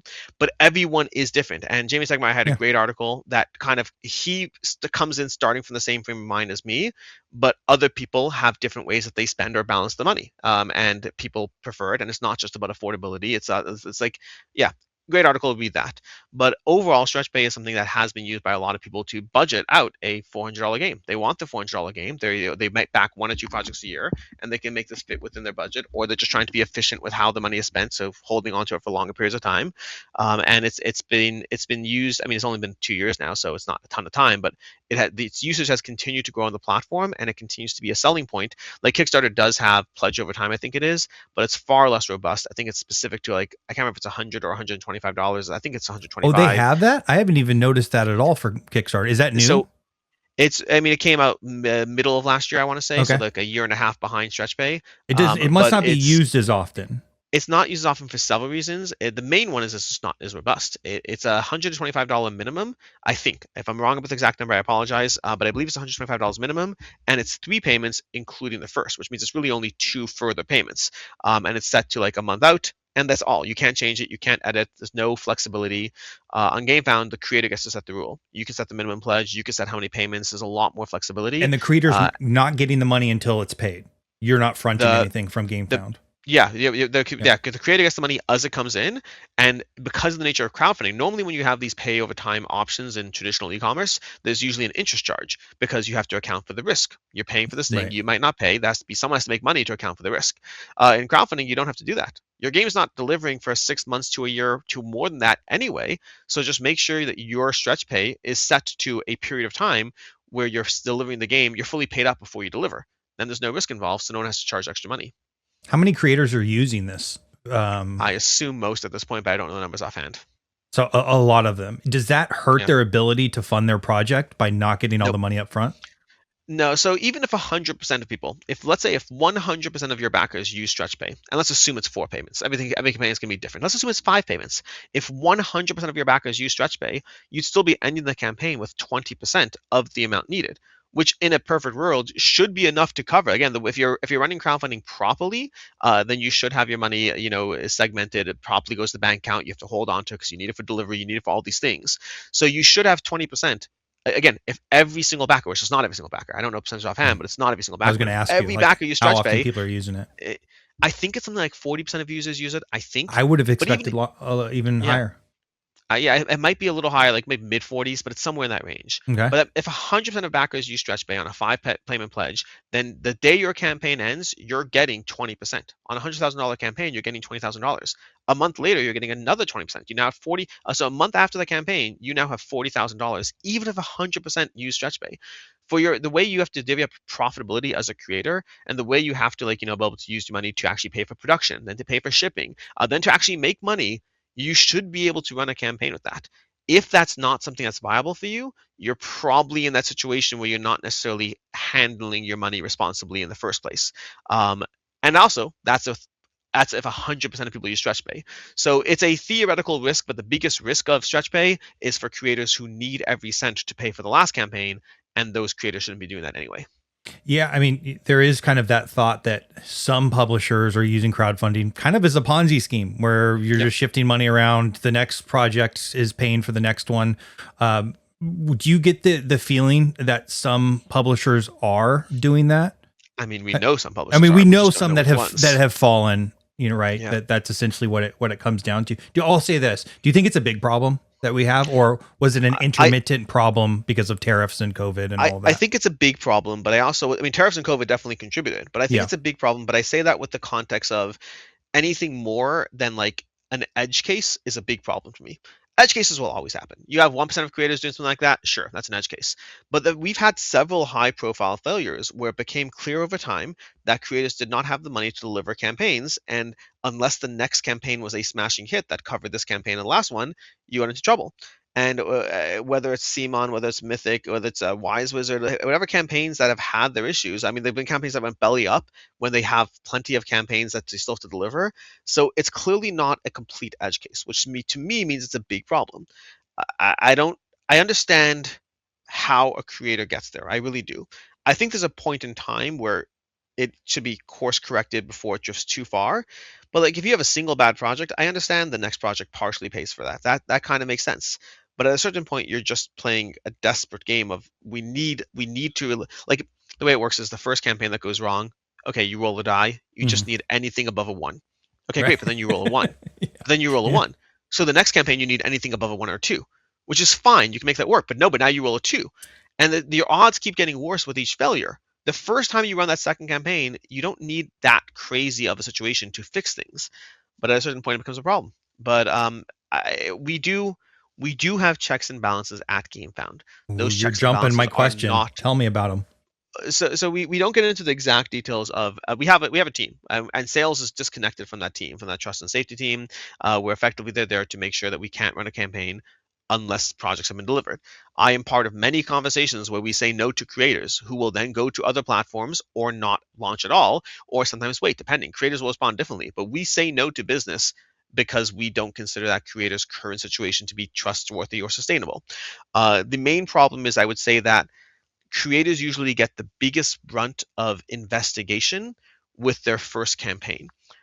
The problem you usually run into, at least on GameFound, is that as you build up a reputation for reliability, there is a degree of less and less checks on how frequently we check to see is everything kosher, and that's where the problems arise. So, like, we are very good at saying no to first-time creators who are trying to move from Kickstarter to GameFound, possibly because Kickstarter said no, or possibly because they just want to try it out. We're very good at that. Once you've built up a reputation, it's not to say there's no checks. We still have checks, we still have processes, but it's not like every single campaign gets the same rigorous level of inspection into your books and your finances and your checks and balance and your balance sheet. So it's not a perfect system, but it is a system where we say no to creators. How many campaigns should a creator be able to have open across all platforms at one given time? I don't think there's a specific limit. I really don't. I think that, I mean, if you're Asmodee, how many Asmodee is using crowdfunding right now? Asmodee could viably run a crowdfunding campaign every 2 weeks and it wouldn't be a flag. Should it be So it's not relative about to cash on hand? yes. So that's what now it gets relative. So relative to cash on hand, relative to the size, relative to the scope and scale. The problem is if Asmodee starts running a Reputation? campaign, reputation. Well, that problem is reputation. CMON was fine until they weren't. They had Were run they like though? again like of course they were. What did they do wrong? I don't know. Well, they had gotten. I mean, maybe a lot of the criticism was around the FOMO practices and Yeah, no, the that's around FOMO bloat and all of practices. that stuff. So yeah, maybe that's unfair to say. But they were fine until they weren't as far as deliverability. And the issue is like the amount of outstanding projects kept growing, but so did their active projects. Of course, if you go around from running 4 projects a year to 6 projects a year, it makes sense that your outstanding projects will start Mm. creeping up. And people will sit there and say, yeah, but you were wrong. We've been calling that Simon's going to fail for a while now. Sure, but for the first 5 years, you were wrong. You were wrong for 5 years. Unless you're saying you were right the entire time, Simon was never profitable. They're running a scheme the entire time. I don't think after making $8 million on Marvel Zombies, like I think that there's a certain point where if you keep calling for the failure of a company, at a certain point you might finally be right. When did it actually start? Uncertain. I don't know. Should a publisher be able to create a new campaign where they have current late projects? Yes, Meaning they've already of missed course. it. Why? I believe so. So that's an unfortunate. So late is the tricky part because the issue is that late is not taken seriously in crowdfunding. Late is an estimate, and unless things drastically change in the way those things are run, I don't think that. Meaning, when you say a project's going to deliver in 6 months, okay, or a year. Let's say you say a year. An estimate of when a project's going to deliver is generally an estimate if things go well. And now creators have two ways to handle that. They can either say we're going to give a safe estimate because an estimate of when things go well is a year. We're going to say 18 months. But unless every creator says that, you're now stuck in this ecosystem where the creators who choose to pad their numbers are the ones who get penalized because you're saying 18 months of your project, everyone else is doing it in a year. You're like, yeah, but Unless they're they're saying a year if penalized, things go though, well. unless they're held accountable by the crowdfunding platform. It becomes very tricky. I think there are things I would be supported. There are things I would be more supportive of for the overall crowdfunding ecosystem to change. I think an estimate on a timeline, that's the nature of crowdfunding. This is a project, it's an estimate. But does it have Internally, to be though? companies, And do they fudge why? it to sell more pledges? Like, just like you said, if they said 18 months, there's going to be less people that want to give them an interest-free loan for 18 The, months. the, the flip side as well is if you say 18 months, it becomes 2 years. There's less pressure. I think that Maybe. it's always that aspect of when you're running things internally in a company. If you have 10 projects in a pipeline, you're always going to have estimates, and you're always going to hit some of those and miss others. The difference with crowdfunding is you're doing so with a degree of public eye upon you in a way that normally isn't there. Now, should there be something for like a No, it degree of would be repeat? there if you were getting a loan from a bank though. That it's just actually a legal problem instead of, oh, I'm getting No, this the interest-free loan from a group of people that can get pissed off, but they actually have they can't really but say anything about me being crowdfunding's late. not a loan. Crowdfunding's not a loan. Yeah, You're that, buying but a that's not how product. people look at that though. No. I'm not saying crowdfunding is not a donation. I'm not saying you're not buying a product. You are Yeah. buying a product. That I'm Yeah. saying, but it's not a loan. You're buying a product and you're hoping it'll be available on time. I think this is a regular problem in any industry with any degree of deliverables. It's just that it's public here. You're But it's inviting effectively in. used as a loan though.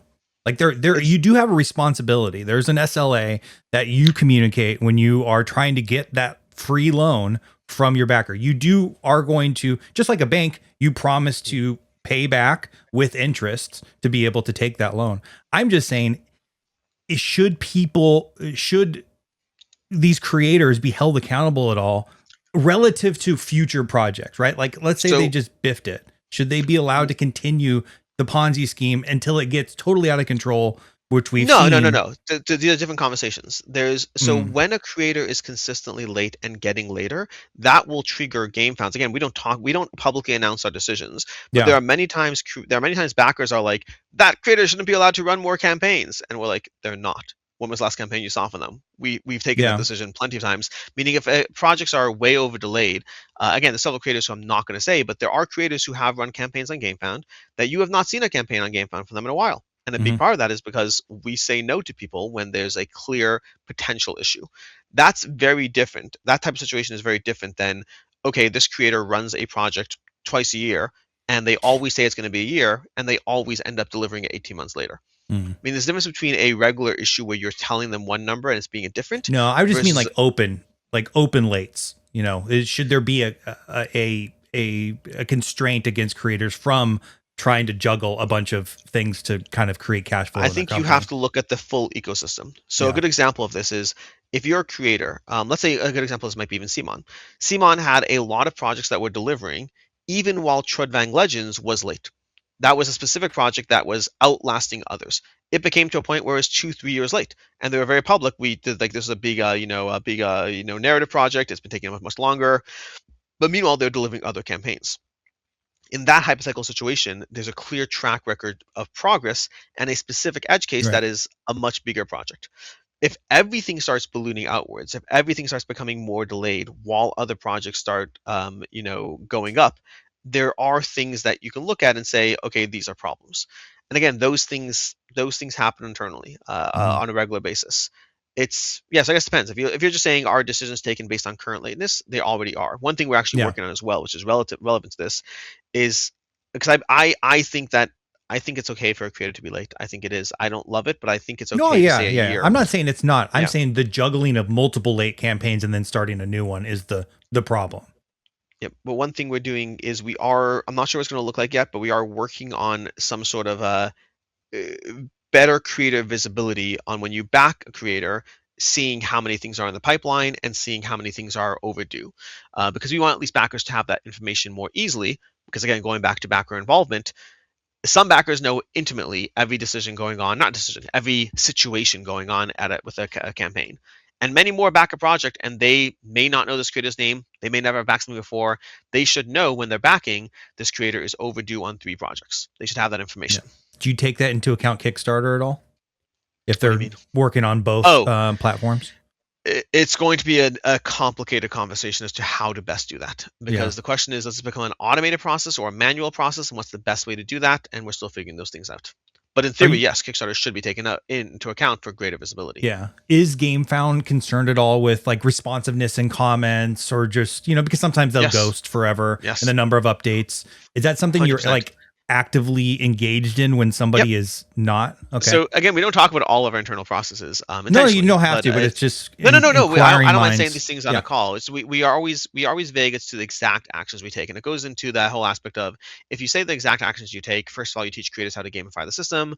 Also, Mm, backers will may not be happy with your exact actions, but we take yeah. actions. So one thing I will say is we do have a system where creators who are overdue on a project, we require regular communication from that creator to their community. You can't simply ghost your backers, and if you do, that results in actions on GameFound side. We have turned off late pledges on open projects because the creators were not active. Like if you're not going to be doing what you need to do, we're not going to allow you to continue to take money from the community. And the thing I always find funny is so often we get people who are asking GameFound to take actions they have already taken. They'll be like, "Why are you allowing late pledges?" I'm like, "We're not. We haven't allowed late pledges on that project in 6 months. Oh, I don't know really? what you're like." That happens all the time because Yeah. people are so focused on the thing they want to see, they're not even looking to see if that thing has been done. Right. GameFound is very They're like often again. assuming that Yeah. I'm not nefarious. saying we're perfect. We are Yeah. not perfect. I do believe we take, I guess the way I put it is, don't trust that we are good-willed. Trust that we care about our own best interests. If for our own best interests to last long term, Yeah. crowdfunding as a whole needs to be something that the community feels that they can trust in. There's a reason we put up the stable pledge process. There's a reason we've taken these steps, and the reason we're working on a backer community, on a creator kind of accountability dashboard, where it's like we want we want the system to be safe. If a creator goes under in crowdfunding, regardless of which platform it is, it hurts crowdfunding. If a Kickstarter creator goes belly up and doesn't deliver 3 projects, it hurts crowdfunding. It hurts us. We don't want creators to fail. We don't want backers to lose the money. We would rather say no to business than have people never trust the ecosystem. 100%.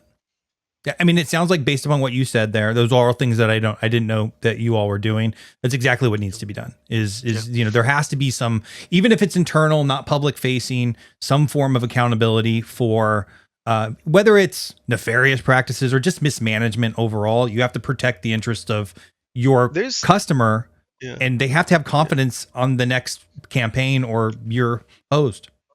Like people really don't know. It's and like there's no reason they should, and we don't broadcast things. But like I'm part of our compliance chat internally.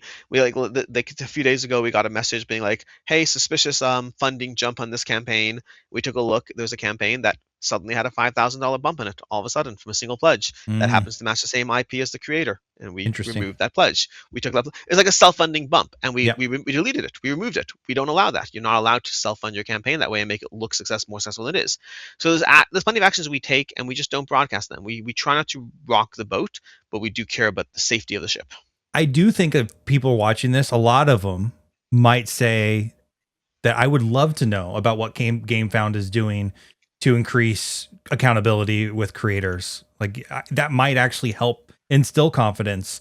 I get the feeling that there is, a certain level, and it's always, the loudest people, create these echo chambers that feel like they're giant on the internet, but people are very, loud about not trusting, crowdfunding or, whatever their gripe is at any given time. So I would say that would be good information to have for sure. But I do see that you don't want to draw lines in the sand because everything there's nuanced and highly complicated, and, putting those exact kind of standards out there might hurt your ability to manage it properly. So I think both things are true. I understand why we don't announce every single thing, and mhm. also it draws a light to things. The balance as well is like you're like, oh wait, there's creators out there who are self-funding their campaign. You're like, yeah, but we're on top of it. Don't worry. Yeah.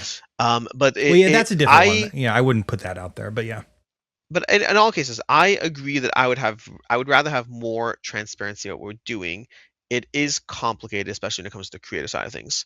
Like we have to be, we are playing a delicate game of trying not to upset creators, trying not to upset backers, while trying to care for the overall ecosystem. So yeah, I don't disagree with you that more transparency about the specific actions would be better. I still think there's a way to do it. Yeah.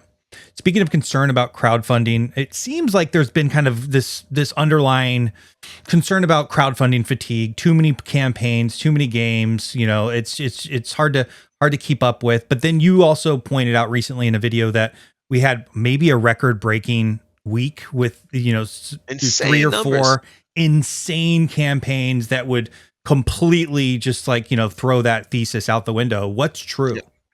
Is it I thriving think or is there fatigue? so. There's our individual senses, which I think we should not trust at all, and then there's data. So individual senses, just to give you some basics, is any person who's feeling a sense of fatigue in crowdfunding, it might be their own fatigue. Depending on when Mm, you joined crowdfunding, yeah. you have certain number of big boxes around. Something that was exciting once upon a time starts to become this overwhelming. I remember the first time I got a Zombicide game I backed, I played it so many times. And the last time I got a Zombicide game I backed, I played White Death twice now. Like Mm. twice. I got it 6 months ago. More than that, I played it 2 times. Like it's a whole different conversation depending on where you are with different things. And so I think individual fatigue is very different. As far as the industry, I can say different things that are certain truths. Mm. I can say with certainty that crowdfunding was down last year overall. I believe that's more tariff related than anything else because every year prior has been an increase. Tabletop has increased every single year, year over year. Last year was the first year saw a decline, which lines up nicely with the tariff situation and the whole state of the world being a war steal. I can say with certainty that this past month has been possibly the biggest in tabletop crowdfunding that has ever existed. I have to check the numbers on that, but like, there's a weird way of phrasing it. I can say with certainty that it has possibly been the biggest Right. week It's month ever. most But likely in the top 5, 4, 3, no, I think it's if the biggest anything. month ever. I'd Yeah. have to like you have to figure out when the campaigns ended, but like Yeah. Yeah. Yeah. between Brass and Slay the Spire and Cyberpunk alone, you're talking about like a $25 million month in crowdfunding. Like it's absolutely insane. I don't know if that's ever happened as far as tabletop. I'd have to and that's just those three. I'm saying besides what else is out there. So I'd have to pull up numbers, but I think it's in the biggest month. A single big month does not change the overall flow. What we have seen in general as general trends is we have seen that even as crowdfunding has grown year over year, it has become more widely distributed, meaning it's been less top heavy, that we've seen less campaigns that broke, $4 million and a lot more campaigns that were in the anywhere from 50K to a million. So like a lot more widely distributed as opposed to top heavy, which again this past month with these 3 4 campaigns is changing that right now. So overall, I think the trends are that we're seeing a wider distribution while the space still grows, and this month is just an exception. Yeah, that's what I was talking to Chris of Chris Couch Games, and he had a, a sort of lackluster start to Garden Club, and he's like, "Well, I launched it next to all of these behemoths, and Yeah. that does hurt you for sure. There's a certain wallet share that was out the window. I don't know that they were all Yeah. Garden Club, customers, but is that Our our data shows that a single big campaign you should not be afraid of. It'll actually draw people to the platform. You have mm, 30,000 people joining the platform because they're interested in Slay the Spire, and suddenly they see Garden Club along with it. But there's a difference between a single big campaign and multiple big campaigns. A single big campaign draws attention. Multiple big campaigns saps wallets dry. right? And is that well? I'm surprised that they all launched at the same time. Like, how many of those did you have on GameFound? We've had it depends on how big you count, but we had if you Well, count like over did you have 3 million, for Slay? example, we did not Slay the Spire. We With had Here to Brass? Slay, Brass Pittsburgh, and we had what was the third? The other multi-million was Old King's Crown. And And then you didn't have Kickstarter had Cyberpunk? no Cyberpunk and Slay the Spire were on Kickstarter. Yeah, and then if you Now go down is to like $1 million projects, we have Brothers in Arms. Kickstarter has Arcs.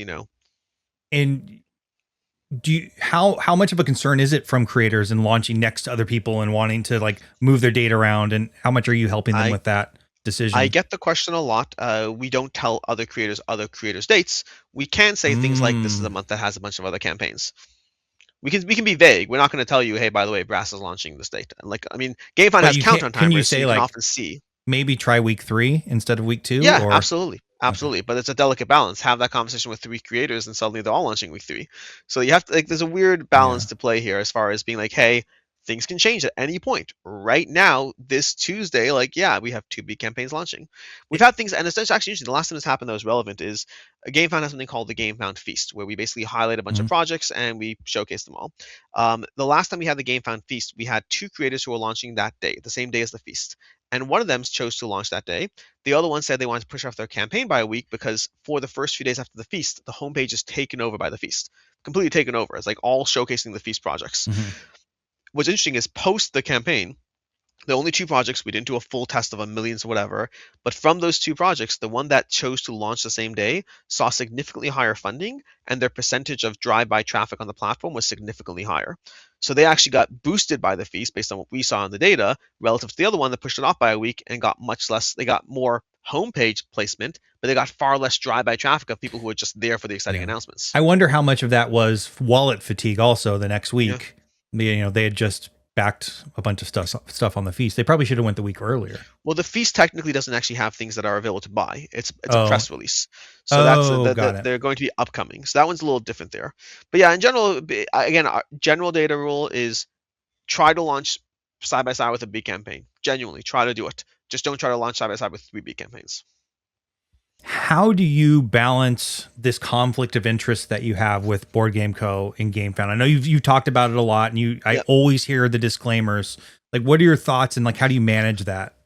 You can't make everyone happy. We've already established that. The short answer is this goes back to like the beginning of the conversation where I was like, everyone has different lines of what they're ethically okay with.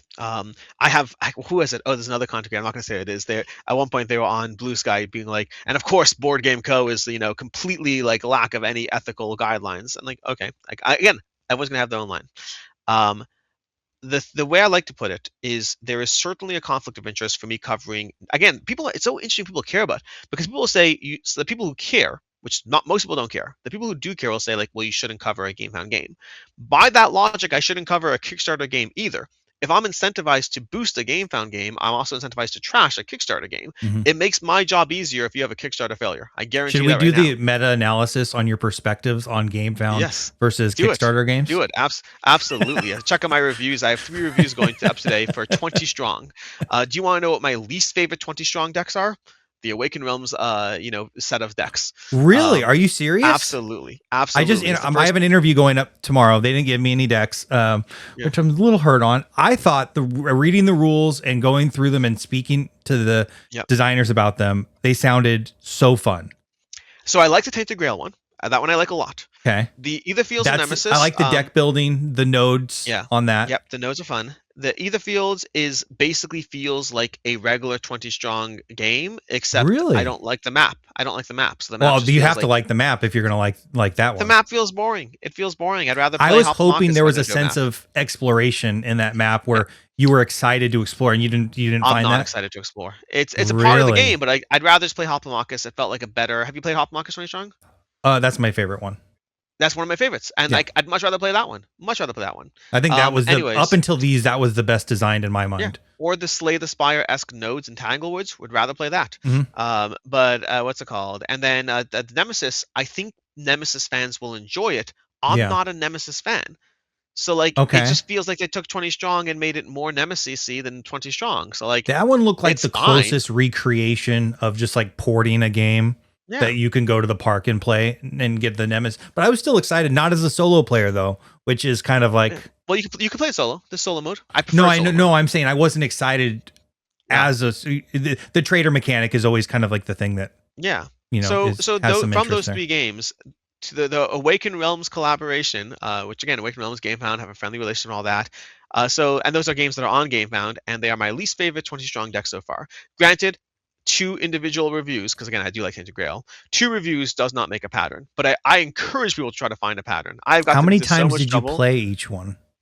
Tainted Grail, I don't know exact counts. I'm going to go by rough estimates. Nemesis I played 3 times. Either Fields I played twice, and Tainted Grail I've played a lot, but that's because I really like it. Before my review, I want to say I've played Tainted Grail maybe 4 times before the review, but I've played it multiple times after the review. That's the only one I've played post-review. The interview I did with him was super fascinating, and the way they explained the design process was cool and got me excited about him. I am glad you like the Tainted Grail. That's probably the one I'm the most easily excited for because of the deck building aspects and the node system that they have in there. So my big complaint that I will say, and that's an opinion that has changed since I've played it more, is in my review, I said that I gave it a 4.5 as like a might grow.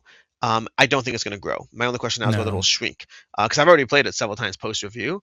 And part of the problem with it is I still like the system, but there's not enough variety in the cards. Because I've played it more so quickly, I've kind of seen all the cards already, and I'm a little less excited because of the way the decks are split out. But I still like it. I still like it a lot. I think for me, that's the problem with the 20 strong system. Just me as a consumer for that particular product, I really love diving into designs, pulling levers, exploring what's there, and there just naturally there's not a lot. Although I did like the legacy Etherfield idea of the card flip that happens as well. It's cute. It's cute. I talked about it in my review. I said it's a very cute concept, but is it semantically different than just more cards? Well, so one of my questions was Does like, it does matter? this like thematically have connections? Which it does, apparently. I don't know if you saw that from card to back. I like the idea that Yeah, there's yeah, yeah. different But it doesn't. types of cards on the other side. So you're like Yeah, unlocking other things there. I love Um, the idea of it, but it's just a gimmick. It doesn't change the way you play the game. It's just a gimmick. do you think that's Like, because does you didn't play it enough? I don't think so. I don't Okay. think so. Like again, there wasn't a clear. There were definitely occasional theme tie-ins between how a card flipped. You're like, ooh, it's a shadow, and now it's following you, whatever it is. Like this theme tie-ins. But Cute, like you're saying. from a They're balance standpoint, it's cute. It's yeah. cute. But from a balance standpoint, it can't be that the game gets significantly harder with one card or the other. No. Otherwise, any game is going to be all over the place. I So I forgot to ask him that about balance. Was it difficult to yeah, balance it? But to your point, it's probably not a big. You're not increasing yeah. difficulty by flipping a card. I It's just didn't weigh different. up every single card, but I did. Right. I absolutely did not go to every card and weigh up the pros and cons, and I haven't played enough to know that for sure. But from at a glance, some cards were definitely better. I did see some cards, but like as I'd say, more cards seemed like it was just different as opposed to better or worse. And so I don't get me wrong, I do like it. I think it's fun. I do think it's fun, but I think it's fun with the caveat that like I don't think it's improving the experience. I think I'm just charmed by it. Okay. All right. Well, do you tend to like just that 20 strong system have staying power for you anyways? 100%. So So far, yes. it's you Yeah, are the yeah. customer for 20 strong. I believe I am. I think I like all of them. The first two that I'm considering not keeping are Either Fields and Nemesis. Those are the first two that I'm considering not keeping. The rest, I've kept all of them so far. I will grant that, like, maybe Too Many Bones I shouldn't. I don't actually, despite loving Too Many Bones, the Too Many Bones system is not my favorite one from 20 Strong. I agree So with that. maybe I shouldn't keep that one, but I think I would keep it right now. They're so And small. Either Fields, Do they really count towards Nemesis, your I 200? no, no, no, absolutely not. I Yeah. cheat there. Okay. I count 20 Strong as one for sure. Okay. So just keep Yeah, them. whether I keep them or not, and like the problem is like I like Nemesis more than Either Fields because even though I'm not a huge Nemesis fan, at least Nemesis feels different. Either Fields, I would just rather play a different 20 strong. Nemesis is at least like, hey, if you want to play a slightly more traitorous game and I don't want to own Nemesis, like I can at least see the appeal there. But yeah, I do again, agree they're with not you bad. I with think people Too will be Many fun with that. Bones. Yeah, I came yeah, away with that just saying like, oh, I'd rather play Too Many Bones, but the Hoplo system, and it's been so long ago, I can't kind of speak I to know. nuances, but I just remember feeling like the system was doing something new and interesting, and I was excited to. It's the pyramid version, right? Yeah, yeah, Yeah. yeah, for sure. But we So veered way off course. So going back to the original question about biases and all that. So the short answer I'd give is there's no short answer. This is the short answer. you Is like GameFound games better than Kickstarter? Clip it, Yeah, correct? that's the short version. That's Okay. the short version. The short version is if I was being strictly speaking trying to be 100% ethical, which I am not, and I'll give context to that, I would not cover games. I would not cover GameFound games or Kickstarter games. I have a conflict of interest. I absolutely should. The reason I'm not concerned with being 100% ethical, and I did a video on this a while ago, which I actually never released the follow up, but it's been too long that I don't think I'm going to bother, was basically a poll. It was saying, how far does that line go? What bothers you? Like, where do disclaimers start and end? And I don't think you can be 100% ethical in a proper sense without being just crippling. Meaning, and what I did is I kind of went through a poll where I asked the audience, what do you care about? Do you care about if if the review was paid for? Personally, I care about that. I don't want to do paid reviews. Paid previews, sure. Paid reviews, I don't like. But there are channels that do paid reviews. Everyone has a different line. What if I did sponsored content with that publisher in the past, but this isn't? Like, do I have to disclose that? What if a game is on the shelf behind me and I've done sponsored content around that game? What if a game is on the shelf behind me and I've done sponsored content for that publisher, but not around that game? What if it was 6 months ago? What if it was a year and a half ago? There's like this infinite line of ethical standards to try to figure out what is okay and not. And I'm not saying that you shouldn't be concerned with ethics. I'm saying that for me, at the end of the day, I try to be mindful of what makes sense to me And I recognize that people won't necessarily agree with that. And the thing I find, I consistently say this, and every time this question comes up, I consistently say that also there's a lot of unintended consequences, which you can get into in a second. But I consistently say that the thing that I find the most fascinating is the thing that people care about is never the thing that actually matters to me. The thing that actually matters to me is 9 times out of 10, I know the people behind the game, and I just feel like a jerk knowing that they're That's going to where be I was watching my going. review, and I feel like a jerk. I feel like I'm like, oh, could like BoardGameCo put out a 3.5? Like, on like, I mean, I like the people at Chip Theory Games. I like them. You think I care about the fact that it's a GameFound game? I couldn't care at all. I do a good job for GameFound. I'm happy with what I do. But the fact that Chip Theory Games, who I personally like, most people on their team, they'd be like, oh, well, Alex didn't love 2 of those 3. I feel like a jerk. And it feels worse when they're a smaller creator and it matters more. You mentioned the Garden Club, Chris Gouch. I felt like a jerk. I covered Pedal. I loved it. I covered a Garden Club. I thought it ran too long. I'm on camera with this campaign that's making I $40,000, liked it, and and I I feel like a disagree with you, complete. but we can talk about it. A Garden Club is so yeah. Either way, I'm happy you liked it. I'm happy you liked it. I like Pedal far more. Garden Club is whatever. But the thing is, but I feel like a jerk covering a game that's making $40,000, barely like not hitting the numbers that wants to see, I'm sure. And here I am covering this. You think I give 2 thoughts at all about the fact that the game's on GameFound? No, I give 2 thoughts at all about the fact that I'm about to hurt this creator by not loving his game, and it's a Kickstarter game, and like that's the yeah. So the thing I actually care about is never the thing people bring up. People are like, why didn't you say it was a review copy? Because I couldn't care less. Why didn't I say that I know the person who gave me the game? I talked to the person who gave me the game. I understand that he's just trying to make it. That's what I care about. And that's the thing no one cares about. So, like, if we want to talk about ethical standards, I agree there's a way to do it ethically. The best way to do this ethically would be to not be involved in the industry, to be completely removed, not go to conventions, not go to people, not meet people, don't have games in your background. I'm not saying it's not doable. I'm saying I don't care enough. I don't. I will do the best I can, and you'll learn to trust my opinion over time or not. I would love for someone to do a meta-analysis on my GameFound as a Kickstarter. I would love it. I'd be so shocked if there was anything there. Yeah, I would love to see it. Like I had people like being like, "Hey, I could do it. I've got the yeah, API by all and means, everything set up. I could do that. But pull it up." with this is a great transition to something I want to talk to you about. So I think it was yesterday I released a video that was in response, total knee jerk. I wasn't planning it. I was actually planning a video responding to you about basically needing nuance in your reviews. So and just for the people that haven't, I came across a mini review and everyone wants to know what it is. And I'm not going to say what it is.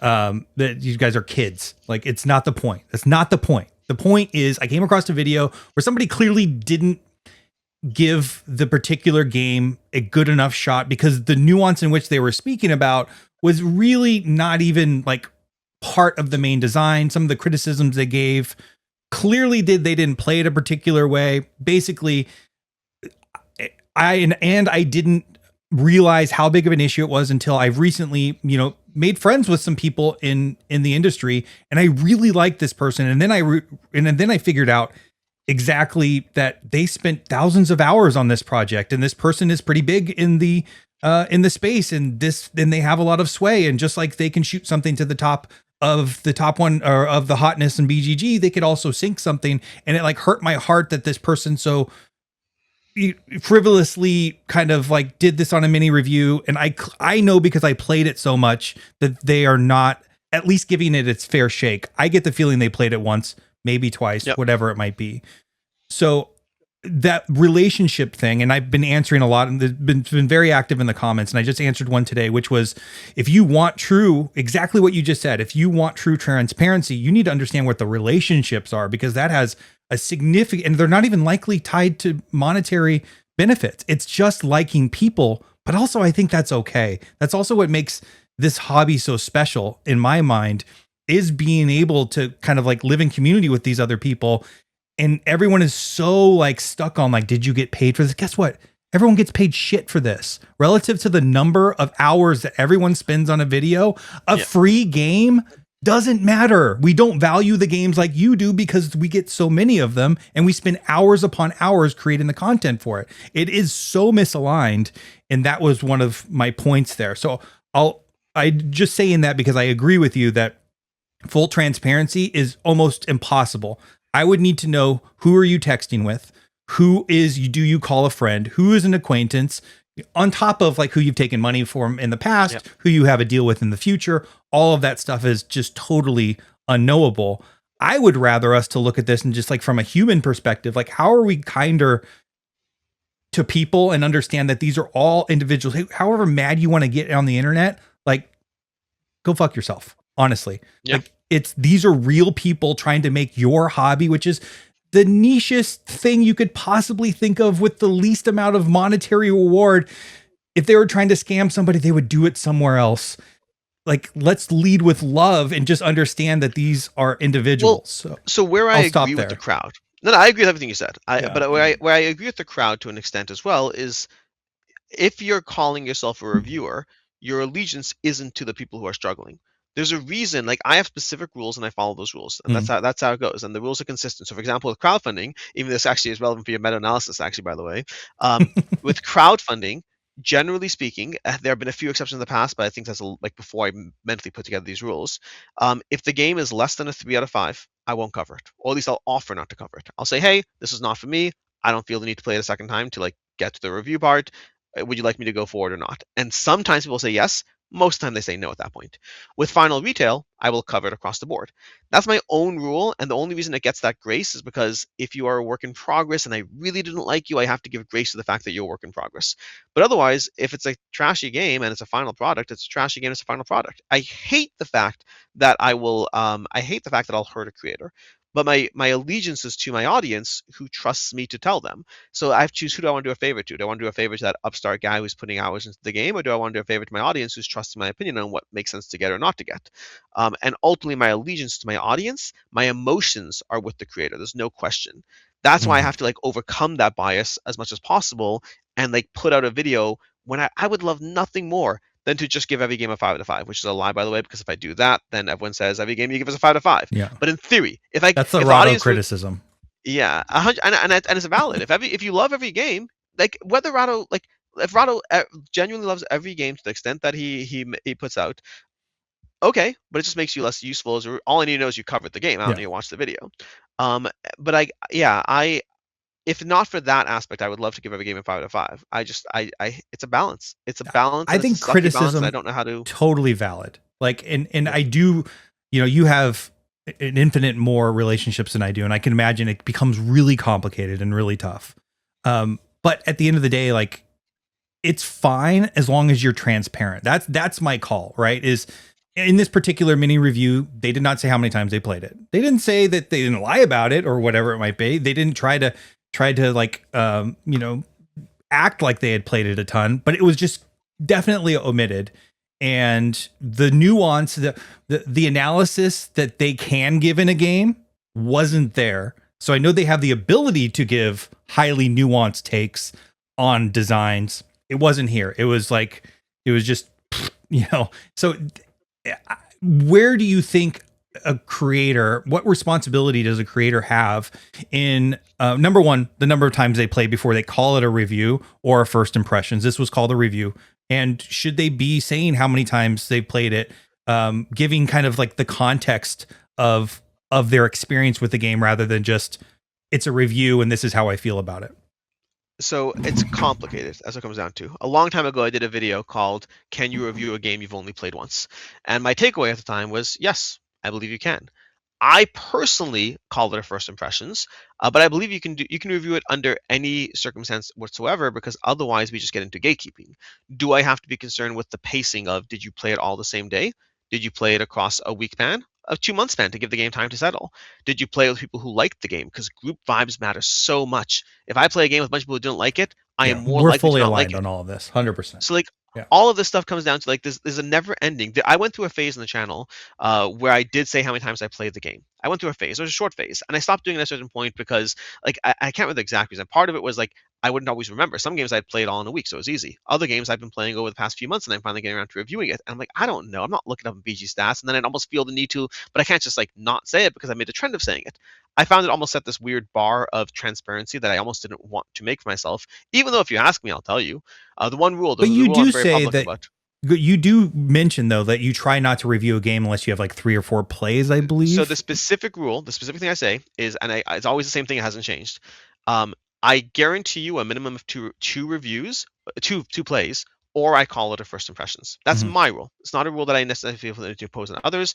I personally will play it at least twice, or it'll be called a first impressions. The second thing I say is that the more I like it, the more 2 plays was probably 3 or 4, and if a campaign games are longer because you have to like really engage it. But I want to see all the mechanics. So even like you mentioned, and the less I like it, the more likely it is to be 2. If I'm medium on a game, I'm just not interested in rushing into it that many times. So a good example is Either Fields I played twice because I'm going to review it, so I played it twice. But I only played it twice. The reason I played Nemesis 3 times, even though I'm equally like both of them are medium to me, both of them are 3.5s. They're not bad. They're still 20 strong. They're just so much better 20 strongs. Yeah. The reason I played Nemesis 3 times is because Nemesis I played the first time without any objectives, which is how they suggest it. I played it solo that way just to learn it. Then I played it solo with objectives, and then multiplayer with objectives. So the only reason I got that third play is the dynamics of the game kind of I wanted to see more to have a more rounded opinion. I'm not going to say fully rounded because what counts as fully rounded, but I wanted a more rounded opinion. And Tainted Grail I liked a lot. So like again, I don't remember the exact number of plays I played before reviewing it, but it's like at least 4 because it was just easy to play. So every game is going to be a little different, but my personal rule is two games, and the less I like it, the more you should assume it's only 2 plays. If I give a game a 2 out of 5 and I called it a review, I guarantee you it got 2 plays. There's not a chance I played it more than that if I Right. got a 2 out of 5. And then occasionally I just do first impressions. I'm about to do a first impressions for Kut Nahar. It wasn't even bad, but honestly, it was too long of a game to be Oh, bothered really? to play I've a heard second good things. time. I keep looking at the lackluster box and like, oh, should I get that? No, I'm not going There's to. a reason it took me 2 years to get to playing it, but like I Mm. played it, and like everyone at the table is aligned that like we're like nothing was bad, but like it's not a 7.8.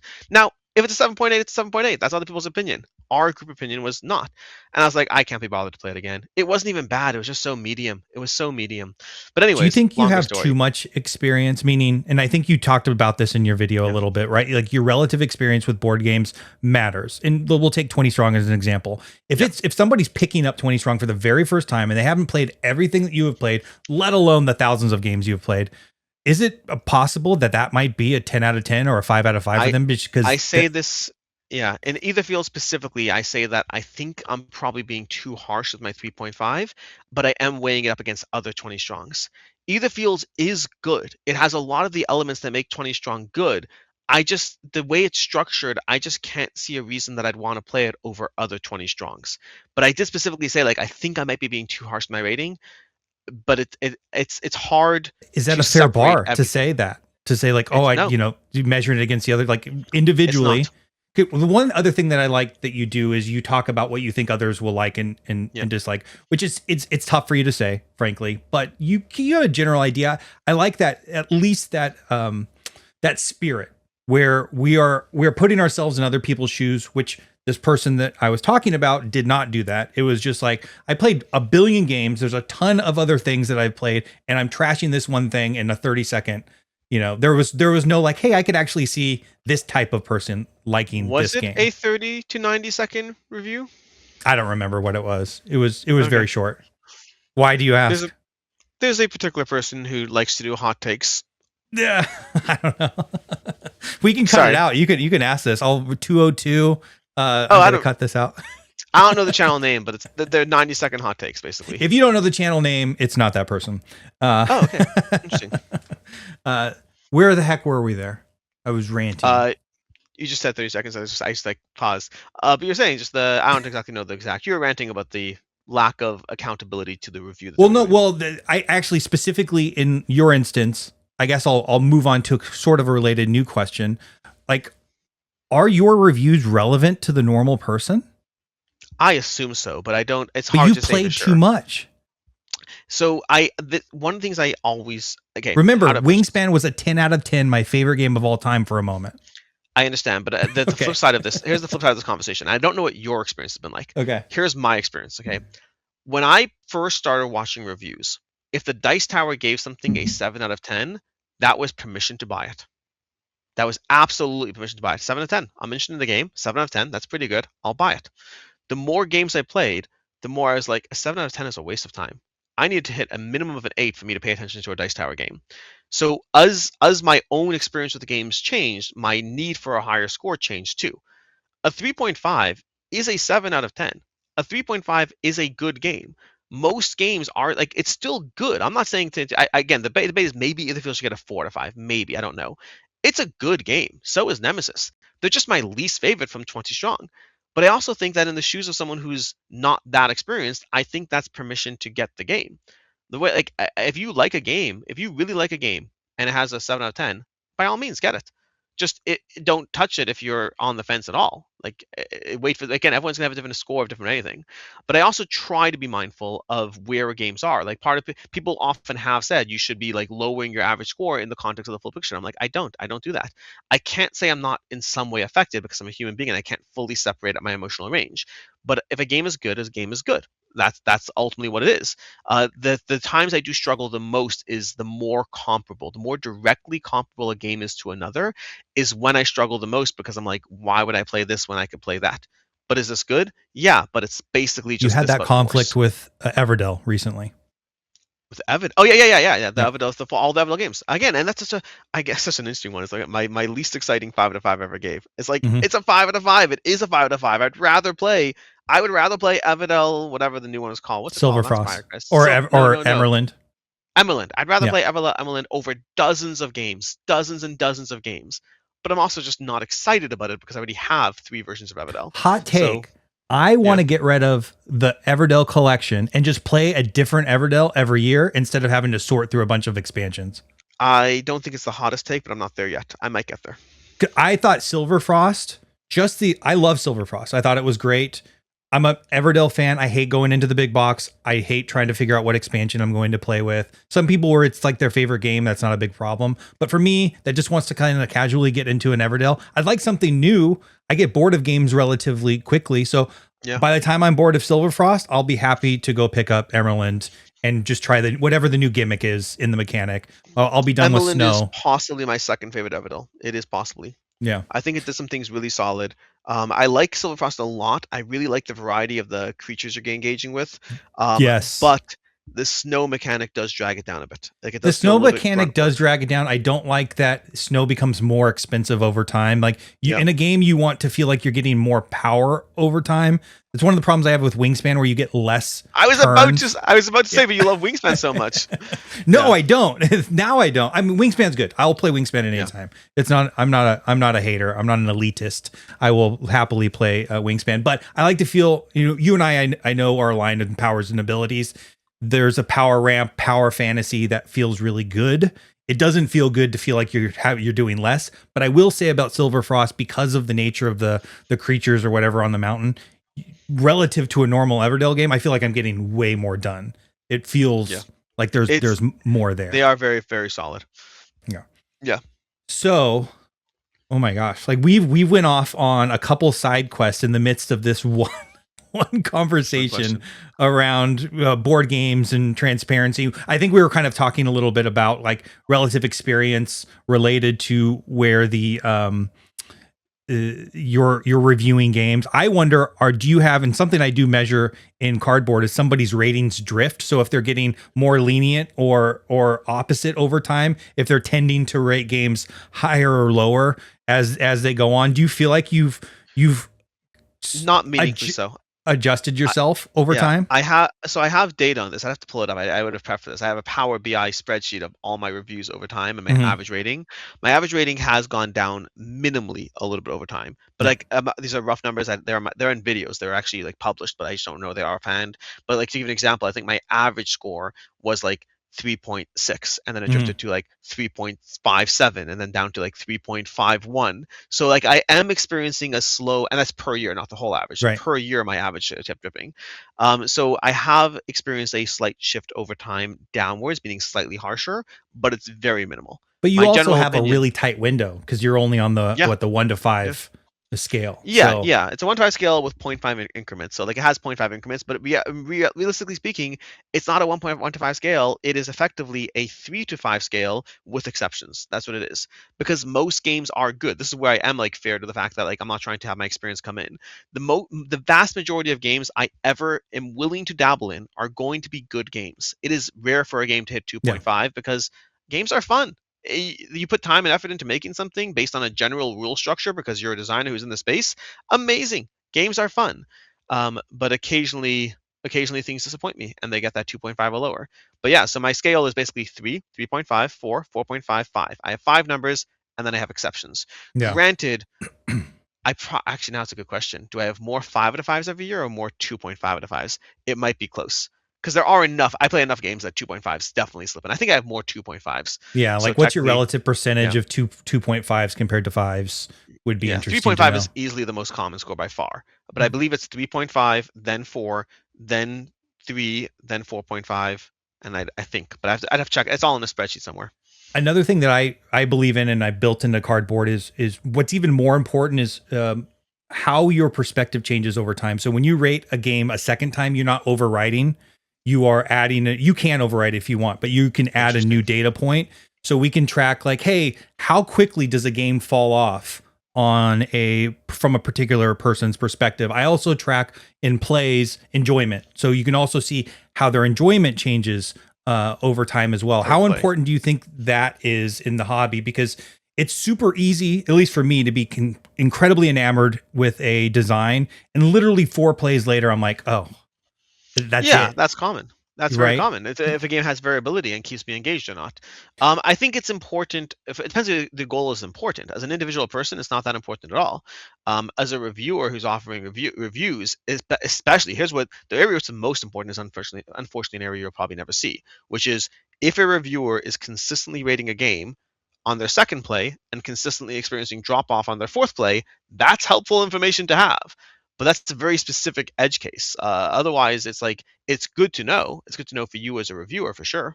Well, also just from like if we were trying to measure games overall, like right on a site like Mhm. Cardboard or even BGG, you Oh, look at for a that game. game. Yeah, yeah, Oh, yeah, yeah, for that's the helpful. specific game.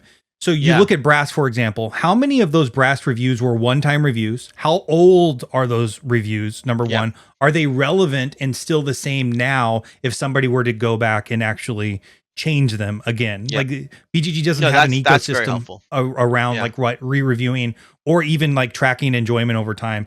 Like screw the review. I just want to know: are you still tracking at a 9 enjoyment in Brass on your 50th play? When it was yeah. a 10, in your first play, that would still be a really great game. And that's I've had an interesting experiment. I mean, we only have 1,600 people on Cardboard, but the number one game of all time using a very similar system that BGG uses is Castles of Burgundy, Hmm. specifically special edition. Number two is Slay the Spire, which I was like, what? Interesting. Wild. And it's this combination of volume and average score. It's the Bayesian average that Yeah, BGG yeah. uses. I take some other things into account, but I thought that was so interesting. I just got a current like sliver, and granted it's my audience for the most part, and all of that stuff. It's not like the perfect sample size, but I think that review or perspective over time is so important. We're just not really capturing it. And as creators, we're not incentivized to always go back on every single review and say, is Endless Winter still a buy for me, Alex, or should I have not bought it? It's not a buy for me. Yeah. I still like. I'm not willing to get rid of it, but at this point, the Yeah, but competition you is too had stiff. me buy it though. I know. I'm sorry. I apologize. Send me a bill. I know, right? I meant every word I said at the time. There are some that I do feel bad about. There are some where my opinion changed over time, and I definitely feel like I was buying into the hype. I don't think Endless Winter I bought into the hype. I think that Mm. was an ecosystem structure. But Is there are it the, some the games. What's the? You go ahead. is it valuable for a game to just have a shelf life and just be fine with it? Meaning like Yeah, I know this thing is only going to get me 10 plays, yeah, or it might a get hundred me one percent, play a year. a Um, 100%. right? I Like, view games that way. I like trying different games. I enjoy the process of trying games. but So for do you me, think the like audience looks at it that way I think when you're everyone's telling them a different. score? Everyone's different. Yeah. I think that, and again, I'm not saying don't get me wrong. If I think a game's only good for a few plays, that will usually be said in my review. I will very often say this started off high and then it got lower. The thing I feel the worst about, not I think not the worst about in general, the thing I feel a little bit unsure of how to handle is I will regularly come back from a convention and be excited about 5 games, and almost every time when I come to the reviews of those games, 2 months later, at least one of those 5, I'll be like, I'm sorry. I know I just told you my And post I love gen, those videos of yours, and I bought so many about your but excitement coming out of but those. but post any convention, pick a convention. There's always one game that, like, again, there's usually like 10 games I liked, whatever it is, and like 3 or 4 I'm really excited about. And then I'll come back like 3 months later. I'll be like, I'm sorry guys, I played it 4 times and I'm not excited about it anymore. I was Mm. excited after one play, so sue me. Like now the thing I struggle with is I always say it. I say it when I do it. I say, like, one play does not a review make. I say that very clearly. But you still might go buy the game because I just came back from Gen Con. I'm excited about it. I gave you a disclaimer. A disclaimer only counts for so much. So now I have a choice as a creator. Do I not tell you my Gen Con experience and give you information down the road when it's less relevant and less exciting? Or do I stick with the fact that I gave a disclaimer and sometimes things change after you play a game 4 times? I think the disclaimer is important, and we have smart people. They should understand. No, that's the thing. It's not about being smart. I don't care if you give me a disclaimer. If you come back from a convention, if you say I just went to Dice Tower West, Alex, I tell you right now, it's only a play, so take it with a grain of salt. But this was my favorite game of the year based on one play. If I go out, I will go out and try to hunt down or play that game tomorrow. Okay, and then when you say, oh yeah, I don't like it anymore. I'm sorry, I played it 3 more times. But I gave a disclaimer, Alex. I'm like, I don't. What? Now, granted, it happens all the time. Now it's a pattern. With me, it's not all the time, but it's. I would say that there is definitely a trend that if you pick 5 games that I liked after one play, one of them I won't like 4 plays in. That's probably not likely at this point. That's not bad. Which one? Yeah. Do you think we have a duty to come back, especially games that we've reviewed really high, and in 6 months, a year later, re-review, or at least tell, did I even play this thing again? Unconscious Minds, you mentioned, I really loved, and I probably got people to buy that. I actually have not played it since I reviewed it. It's the nature of what I do, but that's the truth, if I'm honest. It happens. Do we have a responsibility is a tough word. I think it is valuable content to reapproach stuff. It's why I have a series. Again, it's Spire the Dice Tower. I have a series. I don't think it's essential. I think honestly at that point, like if somebody bought a game based on your review, the damage is done, so to speak. Yeah. I think it's helpful for people who aren't going to buy based on the cult of the new. It's helpful content. If I'm someone who has learned that I shouldn't always buy every game that came out, maybe I do watch content from a bunch of channels and I see that those games are holding strong a year later and I go out and buy them. Hey, Alex is still playing this game a year and a half later. This is not like Cult of the New. I think it's worthwhile. But then it's less exciting. It's like, exciting. Well, yeah, it is. It's 100%. I could do 17 essays on how hard it is to be a content creator and make everyone happy, and I would get very little sympathy for them, as I should. It is complicated. We chose this option, and we chose the things that come along with it, and the fact that we can't make everyone happy, and we have to choose between Cult of the New and being. I can be steady, old, reliable, and get no views, or I could engage the Cult of the New and get the hate that comes along with it.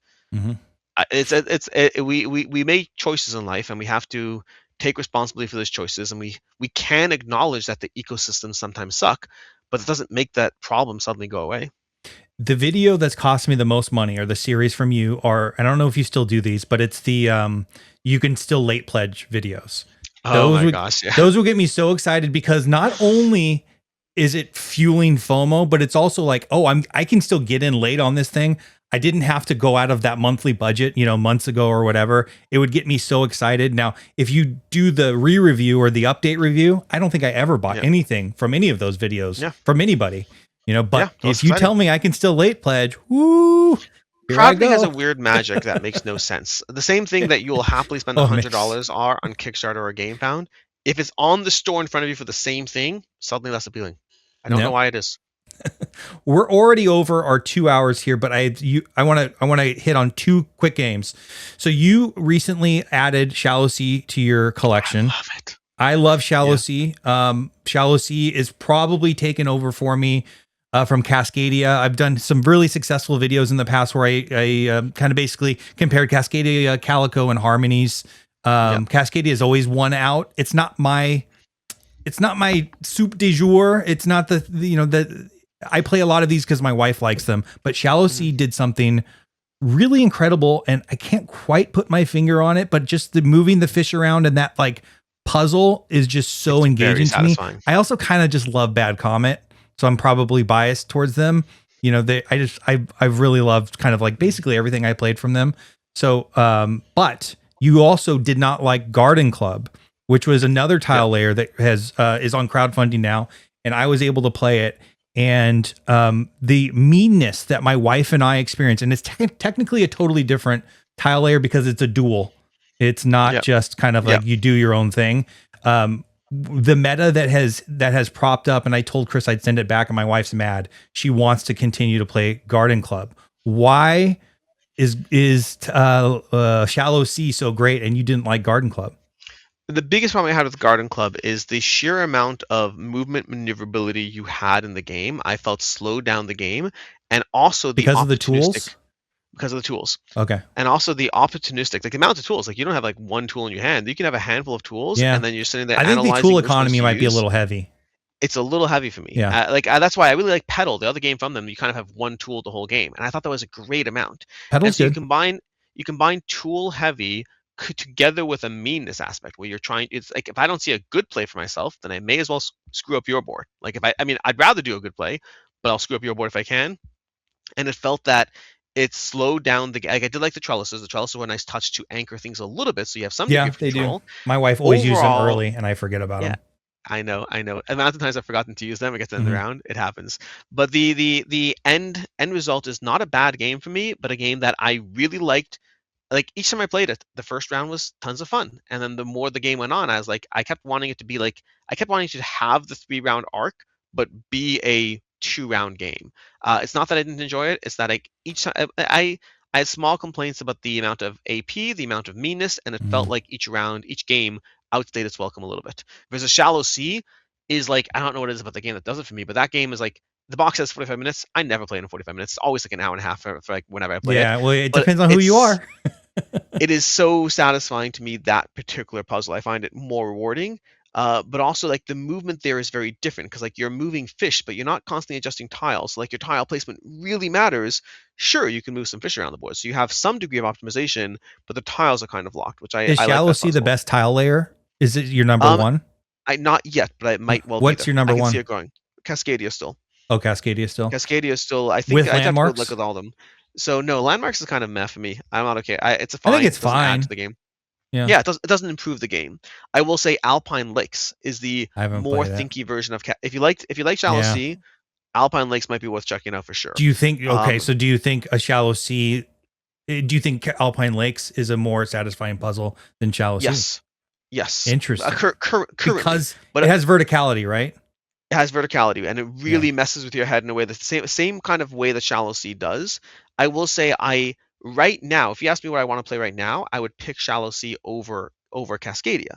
But I have to weigh up in my score the fact that I've played Cascadia 50 times and Shallow Sea 8 times. Like that weighs like I'm not in a rush to give out a 5 out of 5s. I do give a 5 out of 5. So every year like 5 to 7 games get a 5 out of 5. I think Shallow Sea will be a 5 out of 5. It's not I think starting so there. too. I was going to make a kind of an update to this tile layer video because they've always done very well for me, and I think it clearly to me has beaten out the others that I mentioned in the Yeah, past. I think Like it's fair. that's our number one. That's what we'll go to. You also added, and you said this might be a kid's pick, a game that I've enjoyed, but I have one gripe: Layers. Oh, it's fun. Yeah. Yeah, Layers was like I just thought would be a gimmick. Yep. Sort I of agree. like Terrible Quest was. I was just like, oh, I kind of like the idea of this thing. But it ended up being. I really enjoyed building the dungeon much more than I thought I would. Like I that, agree. as much as that's like set up, that's totally part of the game. And I was like thinking, like, oh man, I could do this next time. That would be really interesting. And I immediately went and saw, okay, there's got to be expansions for this, and there are expansions because I felt like the offering was so incredibly thin on the I base agree. game. You get you get one monster, you get one trap. There's Yep. I so agree. much to me. There's so much like space here for really interesting design, asymmetry. The bigger the multiplayer game that I think is in the expansion as well. Have you played the expansions? I've opened the first box, so I know the expansion stuff, but I haven't played it yet. So I've seen the stuff I'm going to play with next, the next time I play it, but I haven't done it yet. Yeah, But I completely agree. And Helena from KTBG, if you're listening to this, I apologize. I really enjoy Lair so far. I do think that the retail offering feels a bit incomplete. I think that I have the Kickstarter game, so I don't have that problem.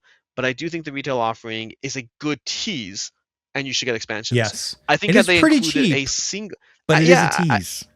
if I would, and again, I'm not trying to I'm not here to judge other people's decisions because like running companies hard, but with the benefit of hindsight and where I am, I would say the retail game should have come with like one extra trap and one extra monster, and that would have been good enough. Minimum. That, yeah, but that would have been good enough to call It it a would have been retail at least expansion. variety, yeah. Yeah, So because you yeah, won't know what kind of trap you're running into, and You know, 100%. As yeah. as it is, it feels like a tutorial game. Even if it is a good tutorial game, even if it's good and it is good, it's fun on its own. You don't have to play it. You don't have to add more stuff.